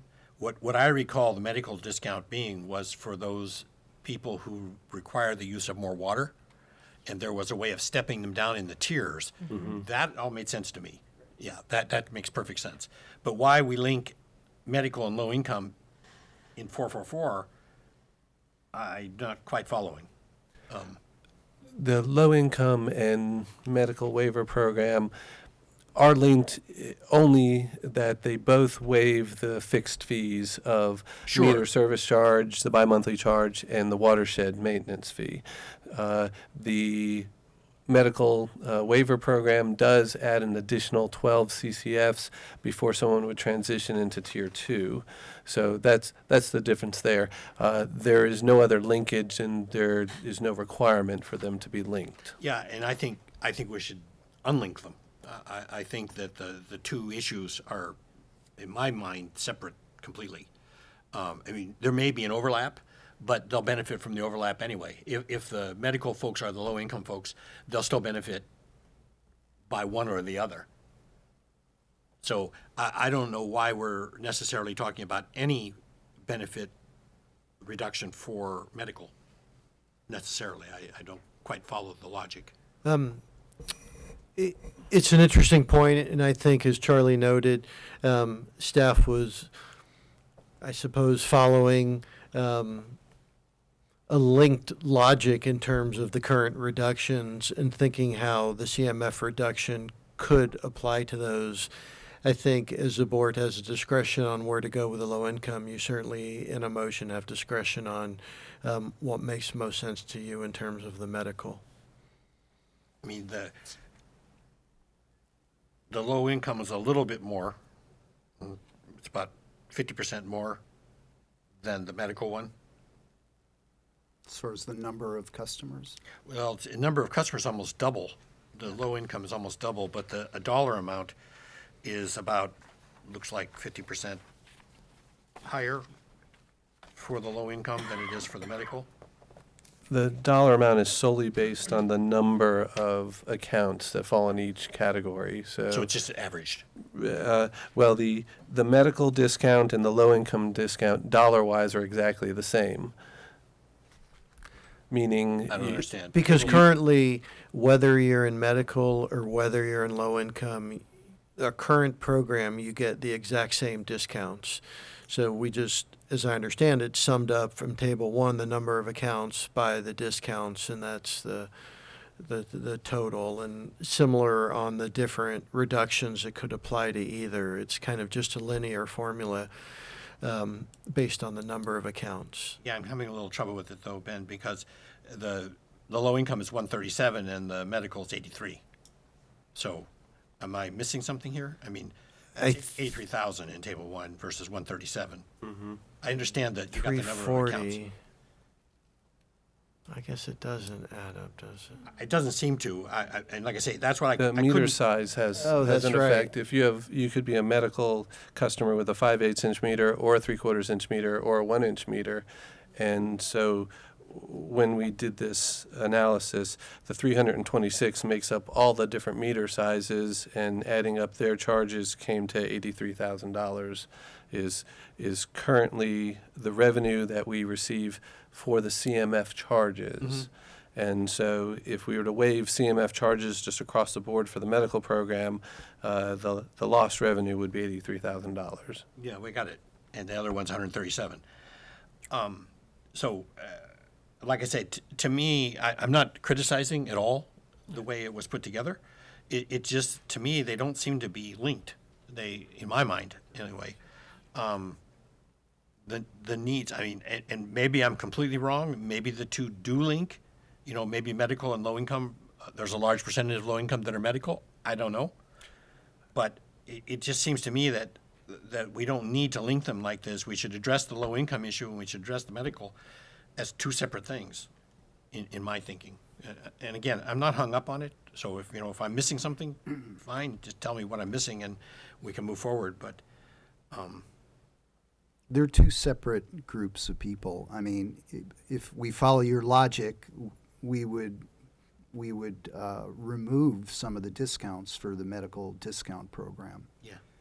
Which I think would be pretty tough to do without getting more data myself. At least I suppose. Not necessarily add the CMF reduction to the medical. That would be an option yeah, tonight. okay, that's, But that would give us a little more discretion on low income. Exactly. do we currently have I like that. a 444? Or is this is the first round of this ordinance? You have it there Well, before I you. understand we have it physically, but does it currently exist? Do we have anything like this right now? We have, when the board adopted the rate increase on May 28th, there was an adjustment to the CMF that Charlie spoke about. And this is an adjustment to that. And the low-income discount did not include a CMF adjustment. Okay, so this is what, This this is is the new. first version. Yes, That's that's what I'm correct. trying to find out. Right. Okay. So are you proposing, Director Russell, that we, a complete waiver of the CMF for the low-income discount? Is that what you're proposing? I am. Okay. I agree with that. So if that's the case, we can easily amend the language of the ordinance. We'd strike the language on, it's on page 2, section 4, and section 6.01150, 1, 2, 3, 4 lines down. We'd strike that language, a 50% reduction in the capital maintenance fee. And we'd add in, and a waiver of the capital maintenance fee. And I'm a little uncomfortable having only 3 of us here. I mean, I'm willing to move forward, but I'd sure like to have the input of the other 2. Well, I think we're all going to agree, which would be the majority of the board. That's true. And I It think would that be what we anyway. can do, yeah, and I think that what I would like to do is see us act on this, and then if it needs, we can bring it up for an additional discussion with our fellow board members. So are we talking, though, about continuing the CMF for medical discount and eliminating it for low income? That's my proposal. Okay, well, I think that's a fair. I think you mean eliminating it for the medical and. Yes. Yes. No, I thought. it would Not be applying Not the eliminating it for medical, eliminating the CMF for low income. I think you're saying He the said same it the thing, you're other just way. using different words. Yeah. Are we backwards? So in 60, on the same page, 601, 6.01, up there in section 3, Okay. we're looking at, go down to item 3, Mm-hmm. and we're going to eliminate that from medical. Correct. Okay. So we're going to strike that. And then a waiver. And then the waiver- 6.01150. Correct. So that'll read, and a waiver of the capital maintenance fee in section 6.01023. And then Do we want to confirm? We're going to get there. it seems to me that unless the medical has the need for the low-income exemption, that I don't think we should a priori decide that if you have a medical, you need the CMF reduction. So I think that's fair. I do too. We hear you. And, you know, if we get more data that indicates otherwise, we'll change it. Or if the medical folks come forward and say, you know, this is just unfair to us, Yep. okay, our ears are open. So there's another cleanup matter that Charlie raised in that same section, in the low-income discount section. The 1 inch. The first line, yeah. So are you folks agreeable to striking that clause too? Yes. I am. Yes. Okay. Yep. So we're going to strike in that first sentence, with a meter size no larger than 1 inch. Yes. So it'll read, a single-family residential customer, With a water service thank you, with a water service. That'll take account. care of it. Charlie, did we get everything done? Yes, Okay. That's good. So, except for the passing of the ordinance. yeah, well, I was going We to just haven't say, forgotten, don't worry. could we just to be clear before we make a motion, could you just walk through those 3 changes together and then, Yes. Thank you. I'll be happy to. So, section 6.01.100A, we are deleting subsection 3 that reads, the capital maintenance fee per section 6.01023 shall be reduced by 50%. That's deleted. In section 6.01150, the low-income discount, we're deleting the first line in, or it'll read now like this: a single-family residential consumer with a water service account. That's how that will read. We're deleting with a meter service no larger than 1 inch. And then 1, 2, 3, 4 lines down, that line will read, and a waiver of the capital maintenance fee. We're striking a 50% reduction in. I'll move approval of this ordinance as amended, as was just read out by our council. Second. Director Quintero, Aye. Director Russell, Aye. President Bragman. Okay.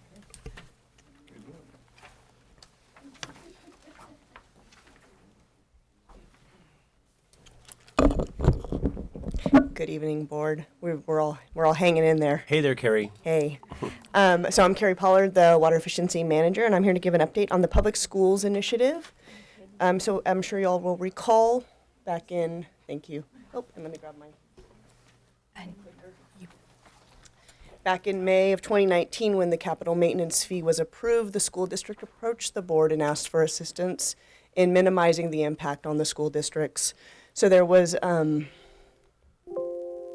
maybe click it for me, Jeannie, so it'll, The next button. oh, other direction. Yep. Thank you Gotta for be coming. smarter than the technology. Thank you. So staff worked in coordination with the school district to develop a water efficiency initiative, and there were 4 specific parameters that were outlined, and I'll go through each of them. There were baseline reallocations, installing AMI, other cost savings water efficiency programs that were available, and then finally meter downsizing. So baseline reallocation, on August 19th, there was a workshop that was held here at the district. We invited all of the school districts to attend this workshop to review the baseline reallocation opportunities. 5 of the 11 school districts showed up, and there were 40 meter baselines that were reallocated during that workshop, which was very successful. We had one additional meeting with an additional school district who wasn't available at that time. So of those 6 school districts, $60,000 were saved for them in participating in this opportunity. Do the folks that you met with, they're working in August? it's summer vacation. Yeah, so let me walk you through the baseline reallocation so we can have a better understanding of what this actually means. So a little bit of terminology, which many of you probably know, but it's good for me to kind of dig in and learn. Entitlements is the maximum amount of water that's committed to any particular site, right? The water budget is taking that entitlement and saying what's the actual need based on fixture count, square footage of landscaping, type of landscape, et cetera, depending on this type of account. And finally, the baseline. So that's for billing purposes. So it gets broken up into either 6 baseline, periods, or 12, depending on how often the meter's read. So let me show you an example here. So here's the baseline. This is actually one of our school districts. We took their name off so that no one knows who they are, but they're somewhere in Marin. Water entitlement is 138 acre feet. You can see their actual water use here. This is their water budget broken down into CCFs.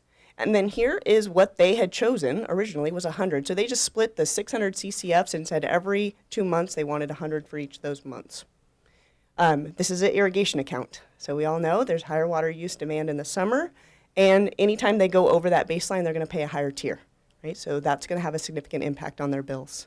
So the district has a process for allowing baseline to be reallocated and changed. So kind of might be difficult to see here, but they have an original baseline that they had originally submitted, and then they had a new one that we proposed for them. So what we did is we took, this was what they originally started with. Here was, a straight even allocation. This is our actual water use. And what we did is said, if you change it to the way we've, did a little bit of math for you, here it is. Here's what you should be using based on last year. It's always looking backwards, right? So it's a little bit of an guesstimate, but weather doesn't change that much, and it is every 2 months, so it allows them to have some flexibility in meeting those goals.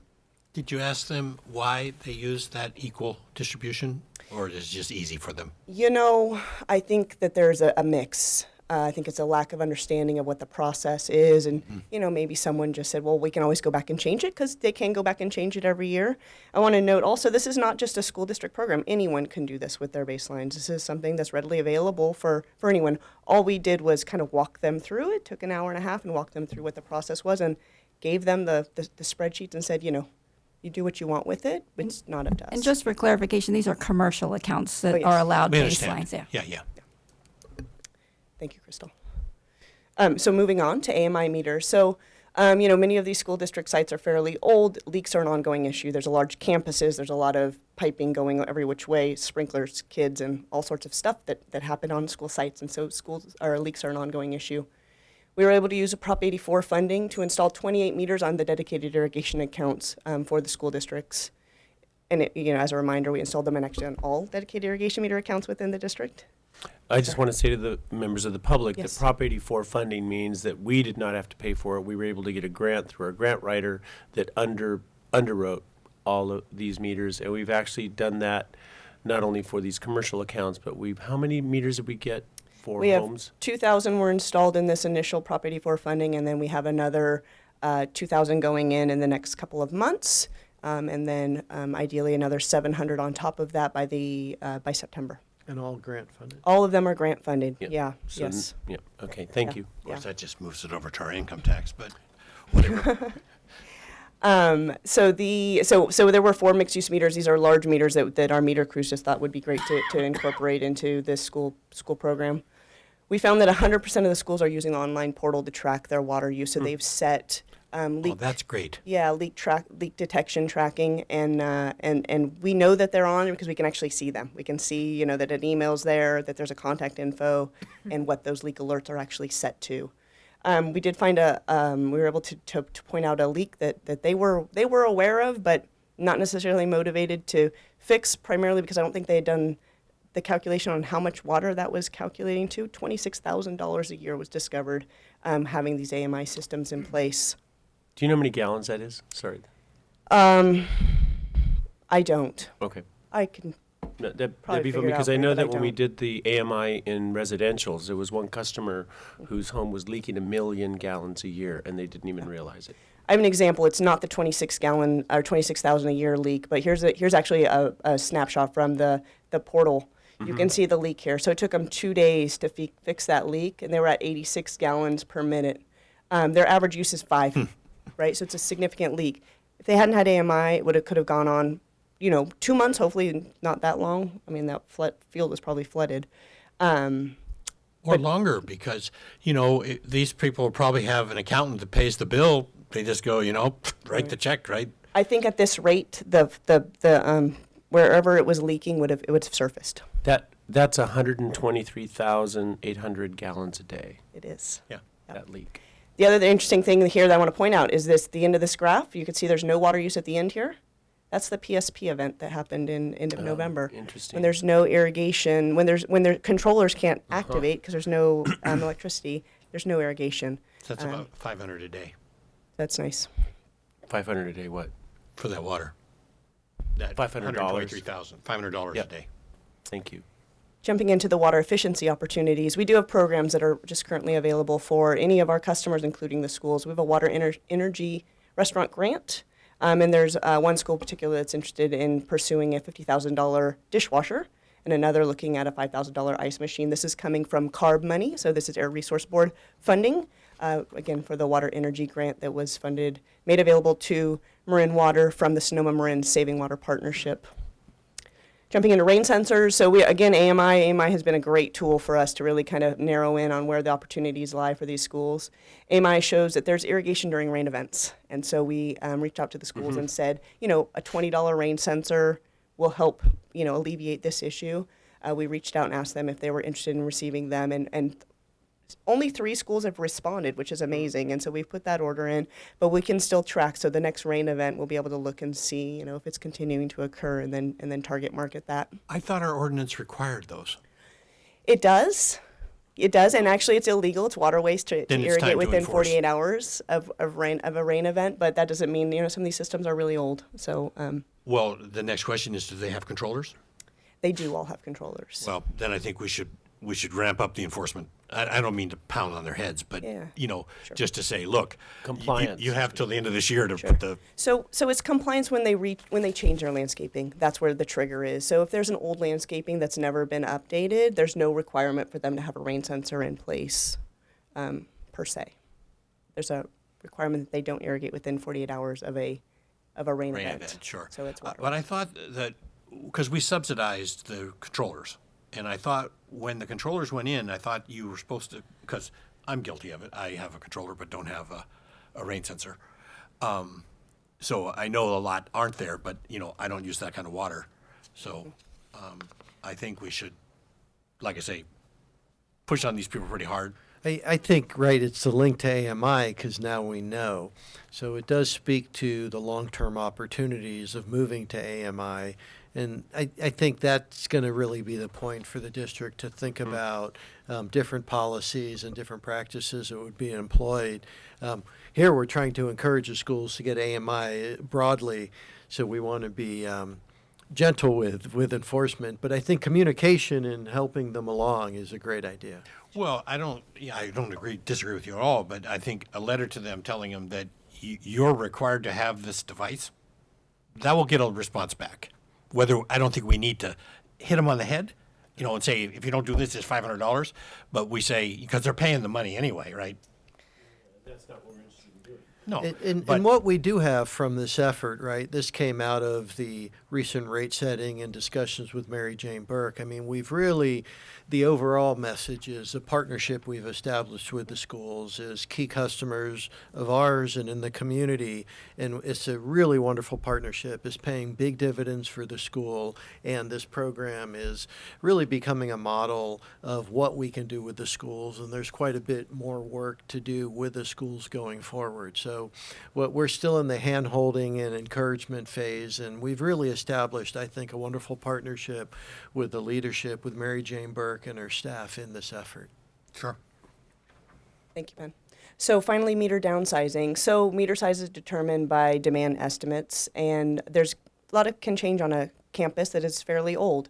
Higher fixture flow rates, change in campus size, or specifically maybe use within the where the water is being used through that meter.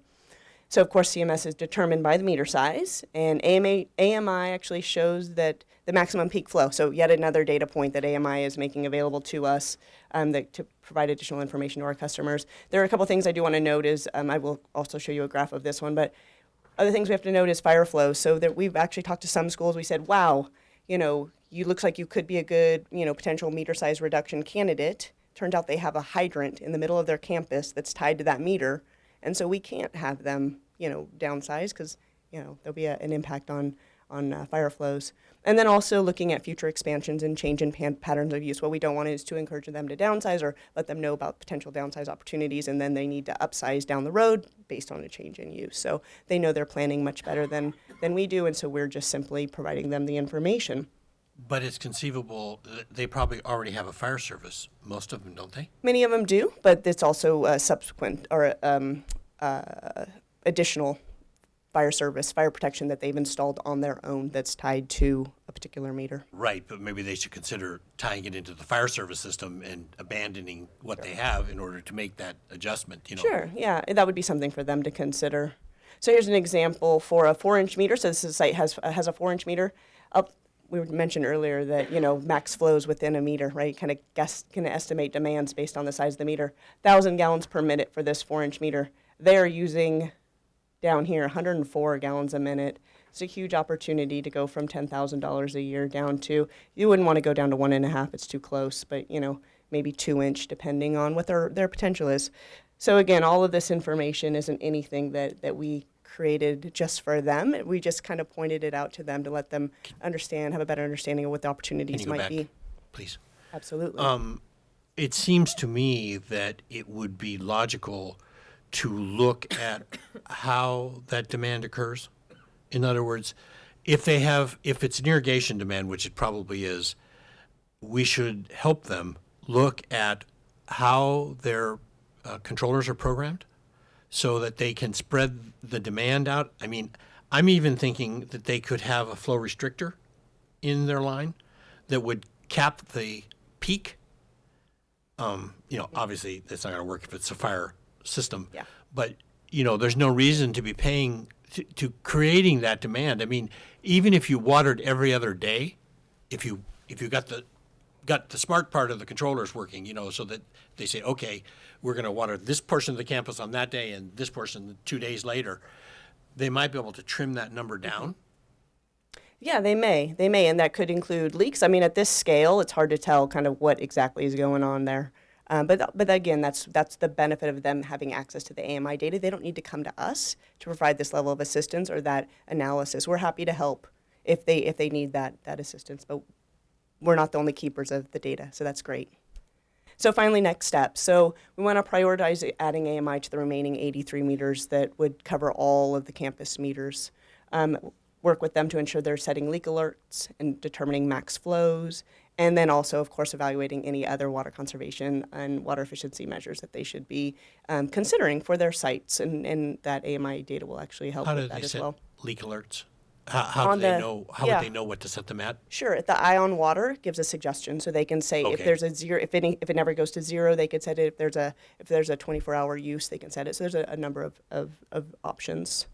And then finally, of course, work with the remaining school districts. As I mentioned, we have not touched base with all of them. We've reached out. Marin County Office of Education has reached out as well, and so kind of we're hitting them at both sides to really engage them and ensure that they're seeing some benefit in the programs that we've put together for them.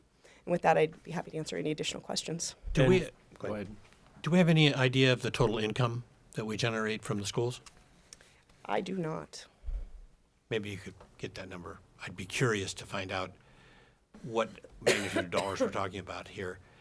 One of the things this is the Dick Hill, I'm Dick Hill's replacement, and one of the things Dick Hill used to say, I'm told, is that, we're in the business of selling water, and this is, kind of direct feedback to the conversation we just had about the CMF reductions, because we're going to have to make up this income. At least on the next COSA, it should make up itself. But between them, we have to make it up with this non-water revenue income. Mm-hmm. So it's kind of a tricky. It is, and I think it is, though, and I know you know this too, consistent with the intentions of the board and the organization to promote conservation. Of course. Because that is effectively our supplemental water supply, our backup water supply, and this is just continuing in that direction in a targeted fashion to large water users here. The financial comments still stand, though. Absolutely. You know, Right, but that business model is really outdated. We're not just selling water, we're selling the service, which Sure. is, But for the 2-year period while we're doing this, I mean, it's coming right off the top, So there's a cycle there, because it's not envisioned in the COSA, I don't think, right? I don't think there's any plan for additional conservation beyond some modest amount. I mean, this is a great program. Don't misunderstand me at all. I am 1,000% behind what you're doing. And I think you know this as well. This is the tension between water consumption and revenue is part of what has caused the entire industry to shift to more fixed Fees. income. Sure. To be able to support investments in Sure. infrastructure that are independent of actual usage. And of course, you go back to the Sacramento model, which is, I did a lot of work in Sacramento. It was all flat rate flat rate up until. Now, I mean, some of some are still. They Some didn't are have still. meters for a very long Yeah, time. and- Well, most of the places I worked with, the county had meters, but they didn't really use them. Right. And didn't actually, have just to clarify what the director just said, in parts of the Central Valley, there are still water customers who pay a flat rate of $30 a month and use as much as they want. And it's even in areas where we're in depleted groundwater supply and things like that. So that's changed by law, and pretty soon everybody's going to have meters on their house. But also, for the sake of public understanding, AMI, what does that mean? Automated meter infrastructure.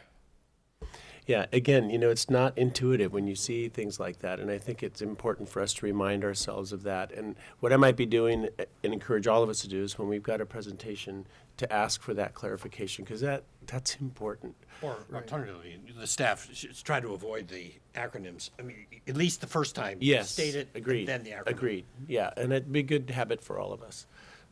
Because, I mean, I live and die in this business, so. Yeah.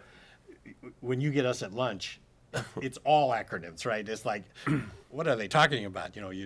Hard to even follow. And I should point out the increased interest in conservation has not only been with the schools, but we've seen an increase in calls and requests to our conservation department to come out and do inspections to help people save water as a result of the increased CMF. Yeah. Well, the next ones, it seemed to me, would be the hospitals. And then, of course, our friends at San Quentin, who still are our largest water user. There's some places where we could focus in on these commercial accounts. You were talking about Sacramento. I remember the water flows in a place called Valley High Greens, which is down by Elk Grove. 4,000 gallons a day per house was normal usage. And, of course, it's hot in Sacramento, but that's a lot of water. Bakersfield is the highest right now. It's 350 gallons a day per person. And in I don't want to Marin- be their conservation person. No, no, and here it's, I don't know what it is, a room. Could I ask a sort of a simpler question, which is on some of the fixtures in the school, whether they've gone to high-efficiency toilets, Yeah. waterless urinals, for them. all that? Yeah, there was a program, I believe it's 5 or 6 years ago, that replaced almost all the fixtures throughout we the did. school. It was funded through the district. Yeah. Okay. So you don't see any opportunities there as far as fixture replacement? Any? I don't know. Well, I don't know about any, yeah. So, I mean, I think there probably are additional opportunities, and that's why I think having AMI is going to be such a benefit. So we'll be able to see where are those spikes? Is it when the children are there? When the school is occupied? Is it, what time of day are we seeing this? It'll help us kind of drill into what are those opportunities Okay, before we just start, guessing. okay. Yeah, Well, I just love the fact you're using the data. excellent. Because there's so much data that's collected that's never used. And this way, at least it has a direct loop where we need to make sure we feed back through the user so that they know what the data means. Because one of the things that concern me is you're making a big jump in mentally, which is that the school districts have someone who actually can look at this data and digest it. They got sort of two people. They got the one that pays the bills, and they got the one who works on the landscaping, and then there's sort of a gap. You're absolutely right, and those are the two people we met with during our workshop. Yeah. Okay. Absolutely. Very good, thank you. All right, I'm sorry. Stick Councilman, around. yeah. Is there any public comment?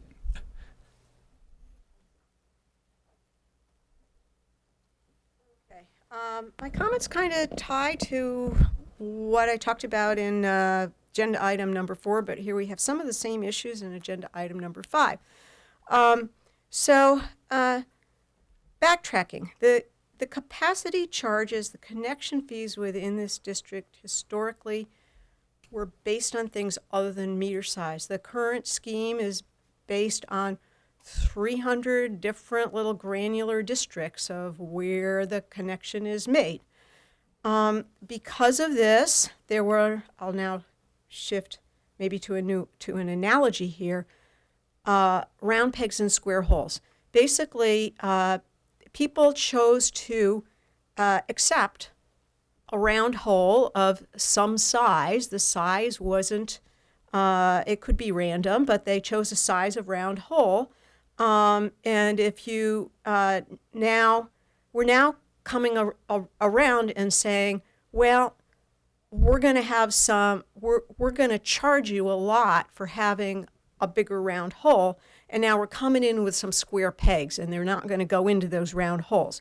And the net effect of all this, maybe I'm kind of messing up my analogy here, but the net effect of this is that because you're changing the whole metric here, we're spending tens, hundreds of thousands of hours and dollars on making people and enforcing people to make a conversion to things like different size meters, even though at the end of the day, their real needs have not changed significantly. They're just chasing whatever the game is now, whatever the latest demand is placed on them as to how they get their bill down. Meanwhile, there's a cash flow impact on the district. You're spending money on people to be processing all of this stuff here, processing the applications from the people who have sprinklers or live up on hills. We're causing meter downsizings for schools and for residential customers. We're giving deferred payments to the school system, which it's not a bad thing necessarily, but the question comes up again, just like in agenda item number 4, what's the cash flow impact? The board should be asking for this. You shouldn't be just approving a proposal from staff that doesn't have any numbers on it. So, ask some good questions here, guys. I think that one of the things that we're seeing here actually is water conservation. And that is a critical thing that we have to do as a district. And so the investments that we're making now are not, investments are going to have to be made every year going forward. What we're doing is we're adjusting to a new, it's a new paradigm. And what we're trying to do is make it so that it's more efficient for the customers, it's more efficient for the water district, it's better measurements. I have Eye on Water on that's why I have my phone up, and so I have a leak detection alarm, and I can literally be in France and looking and see if the water's running at my house. But anyway, I think that all these efforts together, while it may be $10 today, in the long run, it's going to save. It's obviously going to save money, and I will also say that as a society, we are moving from 2 centuries of abundance now to a period of scarcity, and it's scarcity that is actually scary. And so we have to act on this, and it probably is going to be more expensive than excuse me. I mean, I think of this as we have been relying on Model Ts, and we have modern highways and infrastructure now. Our water system literally is going through that sort of a transition. And as we have said, all of our finances are available for anybody to look at online, and you can see this, and we're familiar with that. And so these numbers are not outside the realm of, I think, sensible solutions. There's been no projection of how much any of these ongoing changes have on the district. That's the responsibility of the board. I beg to differ on the. Okay, you know, for example, on the low-income discount, we do have figures on the number of people that are going to be affected by the change. Yeah, well, it's kind of a work in progress, but that's not to say there's not a lot of thought and consideration that goes into it. And again, we're trying to do our best to adjust as we go along to make it fair and equitable. I also, I'm sorry. Sorry. Come on up. Come on forward. Good evening. Thank you for your patience. Oh, it's great. Greg Nell, President, San Rafael City Schools. Welcome. And I'm here on two issues which are related. And I want to thank Ben for his comments. We're really excited about the new cooperation that's going on between our districts on this issue and the housing issue, which is absolutely critical to our situation. And in fact, we brought that to your engineers, and this is coming up in item 7 so quickly.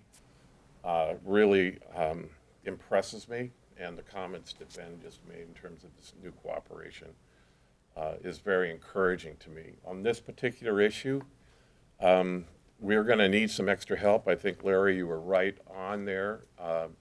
The dollars are so, you know, my budget's $79 million, and we have $60,000 in savings between 6 districts, so it's couple $1,000s. It's not a lot of money, and we're way behind on our maintenance, and we don't want to trigger expenses because our budgets are so tight, and we're understaffed. We cannot fill our maintenance positions because of the housing problem. And so the offer to get a little bit more technical assistance on this and maybe some actual time or a working group, because we are literally 1,000 work orders behind in our district, you know, with our understaffed maintenance people. And Dave Pedroli, who sat in the meeting, is a great guy, and he ran maintenance for Burning Man for 6 years, but I think this is a bigger job. Of course, at the end of Burning Man, they tear everything down. So I know. you restart, like the Phoenix. They also have an unlimited budget. That's true. Amazing. No water. So I would ask if there's any way we could maybe actually get some hours or time with your staff to actually implement some of these, some help. I think it's a great request, Greg. I think what we should do is set up a group of, because the nice thing about your situation is you basically share the same problems at all the campuses, more or less. I mean, not identical, but this it's is all pretty close. This is all good, you know. We did take a hit on the meters, and I spoke against the meter fee, but we're living with it, and you know we've got some modifications, and I really like the new aura of cooperation that we now have. And, Cool. And then I'll speak again on the next issue, which is really why I'm here. But thanks very much, Ben, and thank you for what you're doing for I think you're here on that issue. That's item 7, I think. Great job, Kerry. Oh, yeah. Yes, thank you. Okay, thank you very much. That was excellent. So let's go to item 6. These 2 items are mine. I did want to, for context, remind the board and let the public understand that these 2 positions are 2 of the 4 most senior positions outside the general manager and general counsel in this organization. They run key divisions in this organization. Basically, the 4 run the entire organization. This first one, 6A, is approval to fill an operations director position. We are recommending converting an open position from Carl Gowan's retirement as a principal engineer with a modest salary adjustment to that. We will have a 4th division manager, again, the most senior position in this organization outside of the general manager, that will create a model that's contemporary in water districts throughout the state and the country, that provide a focus on the day-to-day operations and maintenance of the system, regulatory compliance, basically someone at the most senior role that shoulders that day-to-day responsibility and integrates a myriad of activities that occur and the decisions that occur on a day-to-day basis. Mike and I have been talking about this for some time as we've looked at different models and organizations around the region and the state, and the opportunity arose with Carl's retirement to move this forward at this point. I don't know if we want me to roll into the second one now and have one action. The second position is a replacement for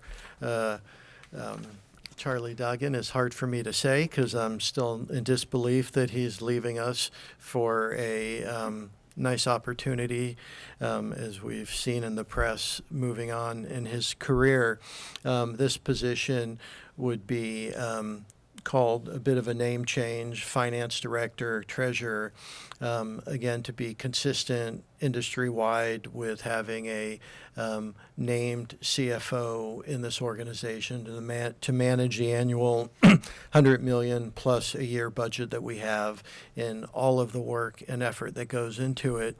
I am personally a bit sad in losing Charlie. I think he's just done stellar work here over the 3+ years he's been here. Particularly notable to me is the heavy lifting that Charlie did at this last rate increase, including the CMF that does really put the district on a financial position of soundness, particularly in regards to the needed investments that we have in our infrastructure.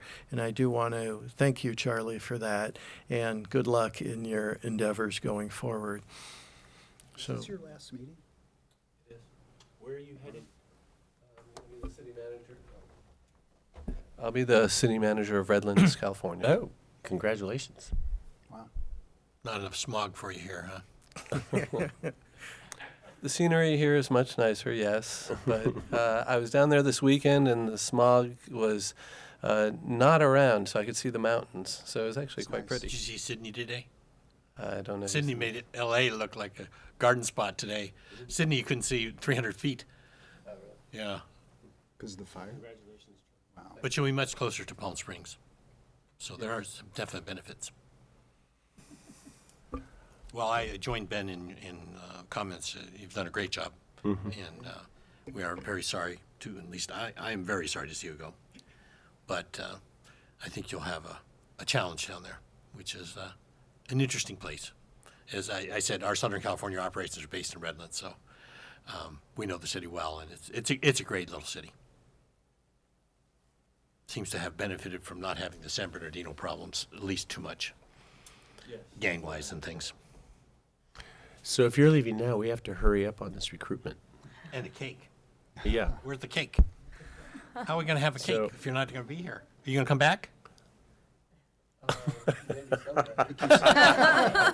Oh, that's a mistake. He's going to be pretty Oh, busy. that's Well, terrible. I would like to move approval for both of these positions as presented. Okay, is there a second? I'll Second, sorry. Second. Okay, do we need a roll call, or can we No. just shout it out? All those in favor? Aye. Aye. Thank you. Okay, thank you, Charlie. Thanks a lot. We'll mail you that cake, because that's our district standard, is the bundt cake upside down or whatever it is. Well, someone would say, I'm not retiring, I'm quitting. Okay, let's get to item 7, which is AB 881, and this is going to be Paul's presentation. Yeah, hi, members of the board. Paul Morrison, Engineering Support Services Manager. I've got 2 items here regarding accessory dwelling units, ADUs. Both of these items we are requesting direction from the board because they're going to be proposed changes to district code that we'll be bringing back at a December board meeting. The first item is, as was stated, it is Assembly Bill 881, and actually 3 other bills that were passed into law this last October by Gavin Newsom. We have looked into these changes, and they're effective on January 1st, 2020. And the reason they signed these bills is this is an effort to reduce the state's housing shortage. And this legislation is aimed at reducing the barriers that impede ADUs and JDU creation.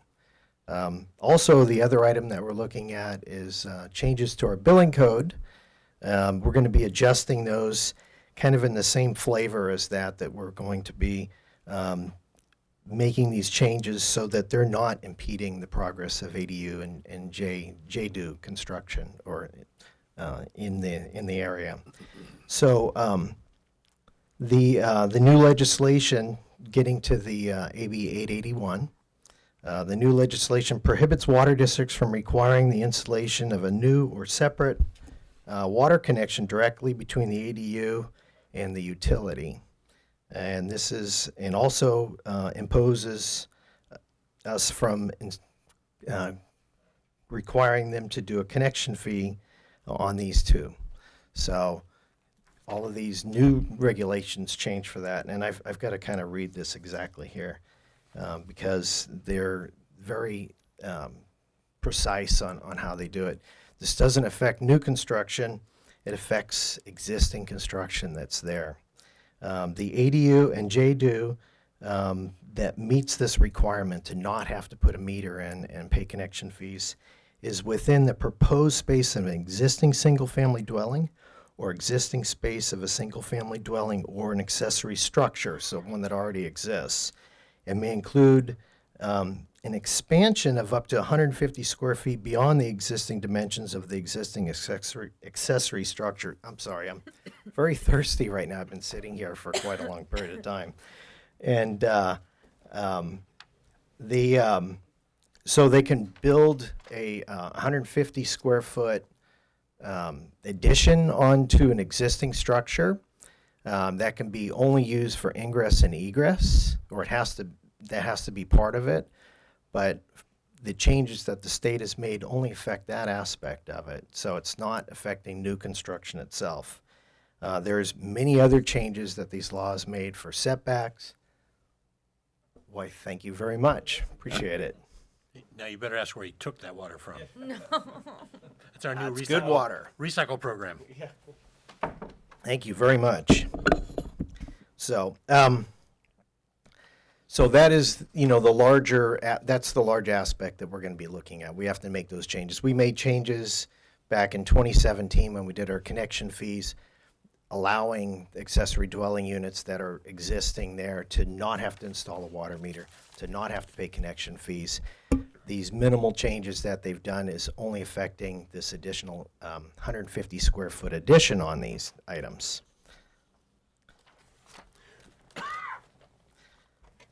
The ADUs that do not meet that criteria, water districts still may require a new or separate water meter between the ADU and the utility. And if we charge connection fees or capacity charges, those fees need to be proportionate to the burden of the proposed ADU based on either its square footage or the number of drainage fixture unit values as defined by the Uniform Plumbing Code. The type of ADUs that may be subject to a new meter and a connection fee is a detached new construction ADU on a lot with a proposed or existing single-family home. So new construction, they're still going to have to install a meter, and they're still going to have to pay connection fees. This second item on our list here is is a proposal to change billing code amendments associated with the ADUs and JDUs without a separate utility connection. So that is a particular single-family residential home that has a second unit, whether that second unit is detached or that second unit is attached to it. It only has one meter feeding that particular facility. We call these single-family residential units with 2 living units. So,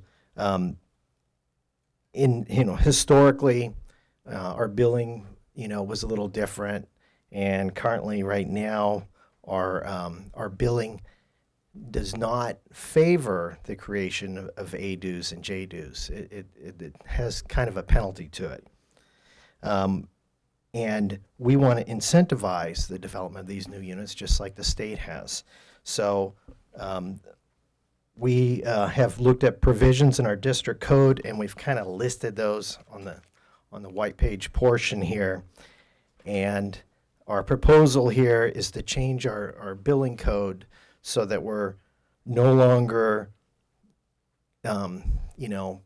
penalizing accessory dwelling units, that we're actually giving them the same rate that you would if you were a single-family residential customer. So right now, a single-family residential customer with 2 living units is under billing code 2, and we're recommending that we put them into billing code 1. There's 875 customers currently that we have recognized that fall into that criteria, and we would use the county's use codes to determine this, and the county would determine what is a duplex, which would still be in billing code 2, and what would be single-family residential with 2 living units, we would put into billing code 1. Do you have any idea how the census treats that? I really wouldn't be able to even guess at that, Larry.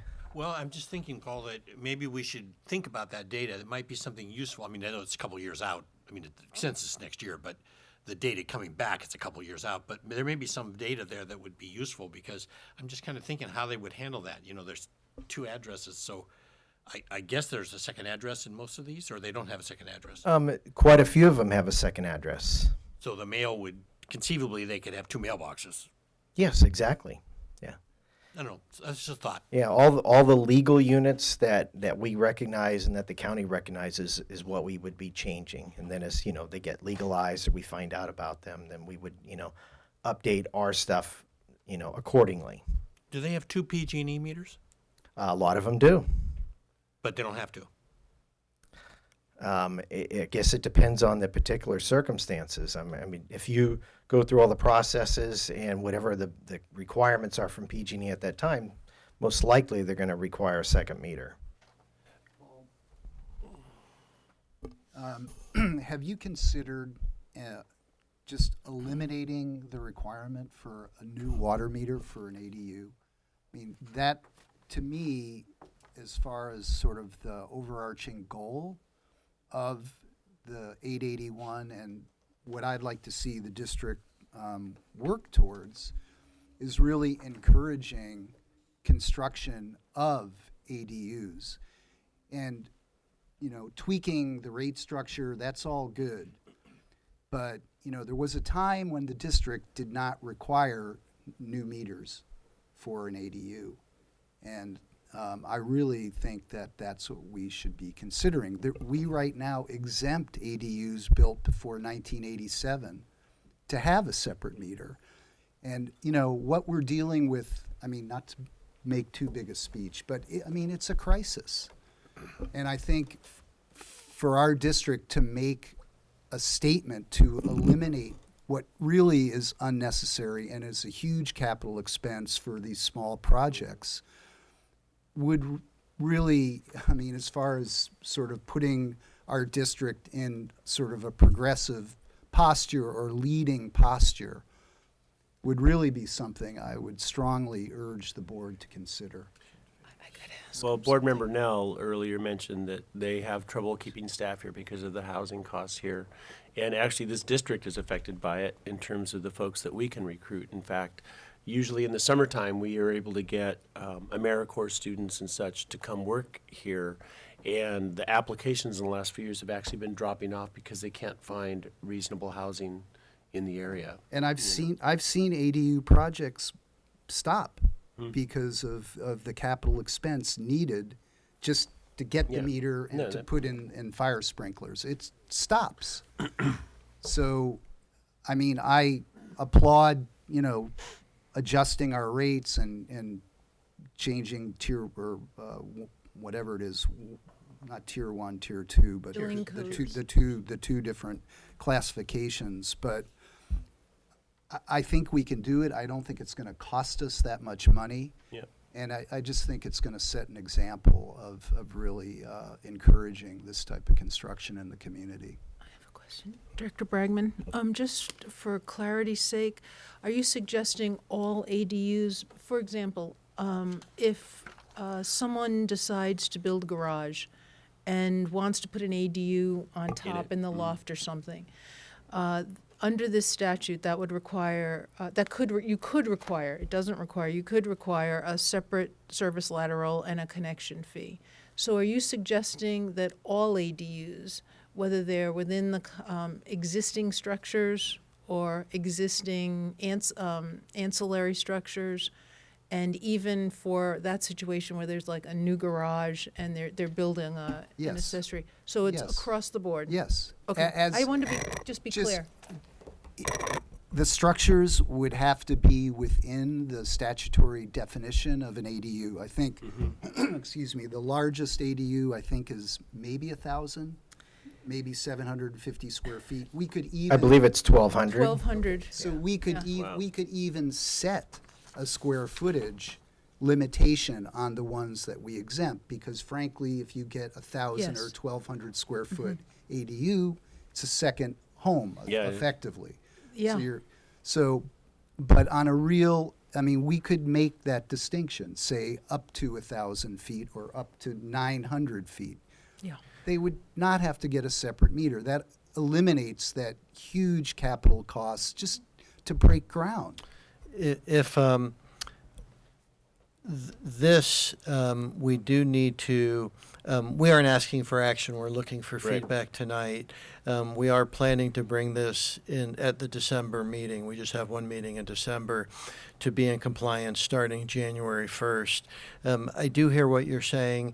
I would offer that it may be prudent to give staff a bit more time than the time we have associated with this to look into that, to 18 potential issues. And the legislation, I think, was headed there, and there was a lot of discussion on implications and where does that stop, and the overall demand that these exert on systems. And I think it would benefit the board for staff to have the opportunity to look into some of those details and bring that back as a specific item following, if it would work for you, these recommendations that we'd like to move forward in the December meeting. Okay, I mean, and that's fine.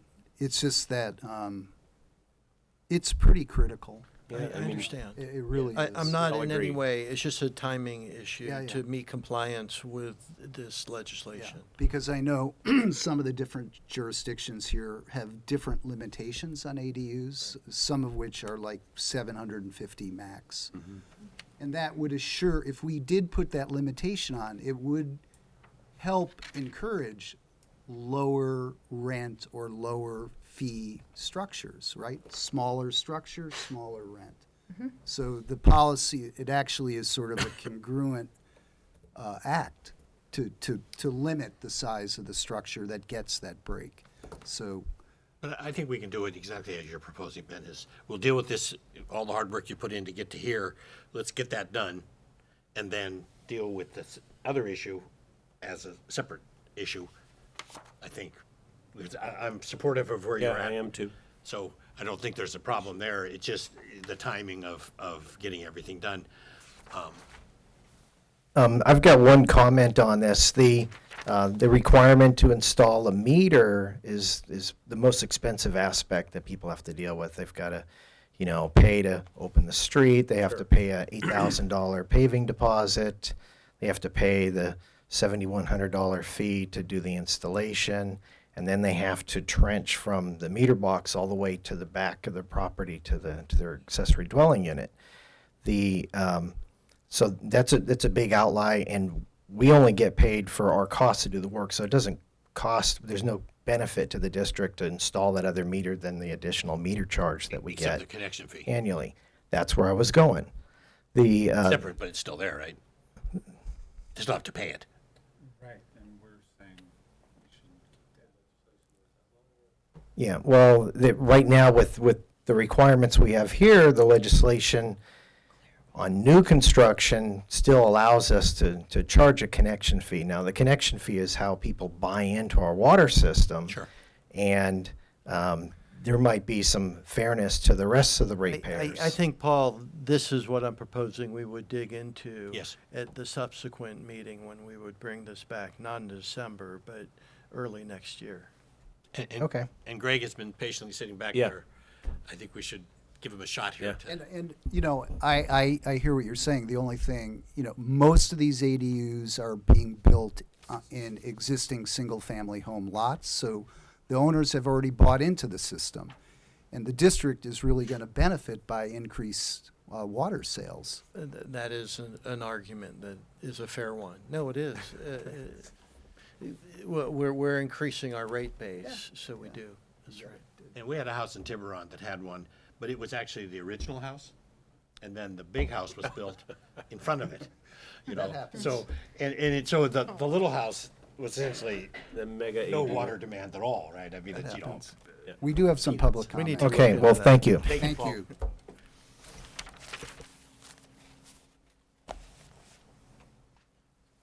Yeah, Greg again, and you guys are all on board for this. This is low-hanging fruit, and it's really important that we encourage it. And and I understand the complications. You know, I obviously am in favor of not doing the meters. I mean, it's just crazy, really, for the amount of construction most ADUs are. But I would like the rate thing to go in tandem with your compliance with state law, and do that because it's really important. This whole thing is just so unfair, basically. You think of all the illegal ADUs that people are not paying. sure. I'm a person that did a legal ADU, and I paid $100,000 more for water since I installed that because my water bill doubled when I put in my ADU. No increased use of water. Still my family, and I have somebody living in a room like a roommate, but I'm rated as a duplex. So my CCF almost doubles. So for the last 20 years, I've been paying twice as much for my water as Carolyn Leonard up the street, who has an illegal ADU in her garage. So it's just profoundly not fair, but it's also it's becoming, because now people are aware of this, and the breaks are happening on a bunch of projects. So wait a minute, my water's going to double if I do this, if I do it legally. So I would just urge you guys, and it's been great working with Paul the last few months on this issue. He's been very responsive. And I think it's a matter of equity, and also a matter of working with us in our goals for affordable workforce housing to hit this low-hanging fruit of ADUs and junior ADUs, and just even out the rate structure so people are not penalized for building one. So I would encourage you to do that. And I understand the other complications about the water meter, but let's not let the rate get hung up in that discussion, and let it go through as Paul has proposed. That's Thank my you. ask. Thank you, Greg. Thank you. Okay. Any other public comment on that? Okay. Right at the end. That's it? Not quite. Go ahead. Future agenda items? Well, yes, and Wait, I want to talk about past agenda items for a minute, but Oh. go ahead, when you're ready, have at it. There's just two things that I'd like to see get on our agenda. One of them actually has to do with workforce housing, and that's for us having a discussion on the board and a proposal on how we can get seasonal housing on the water district, in the properties that we have here. That's one thing. And then the other thing is I understand that because Andrea took a job, right? And so she's left the district, and we're not. What's that? Oh, Craig.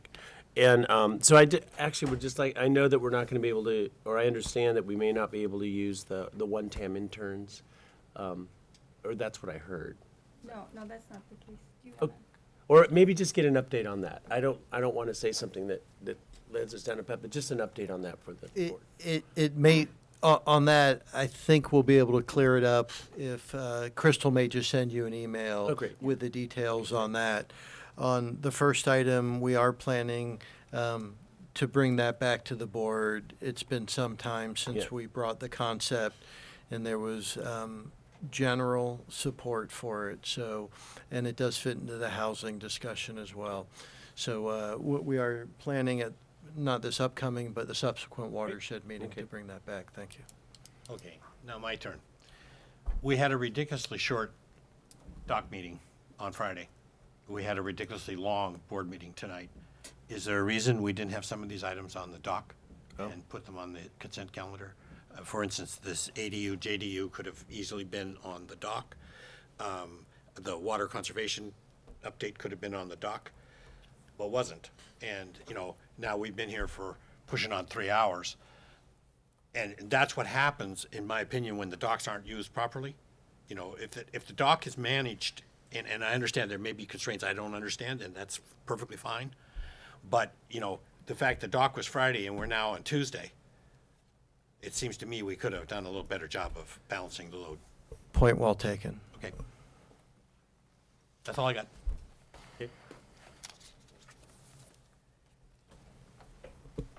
Okay, we're adjourned. Yeah. Thank you. Thanks. And thanks for coming tonight. I don't know the gentlemen. Thank you for coming You're tonight. down to one more meeting. Yep.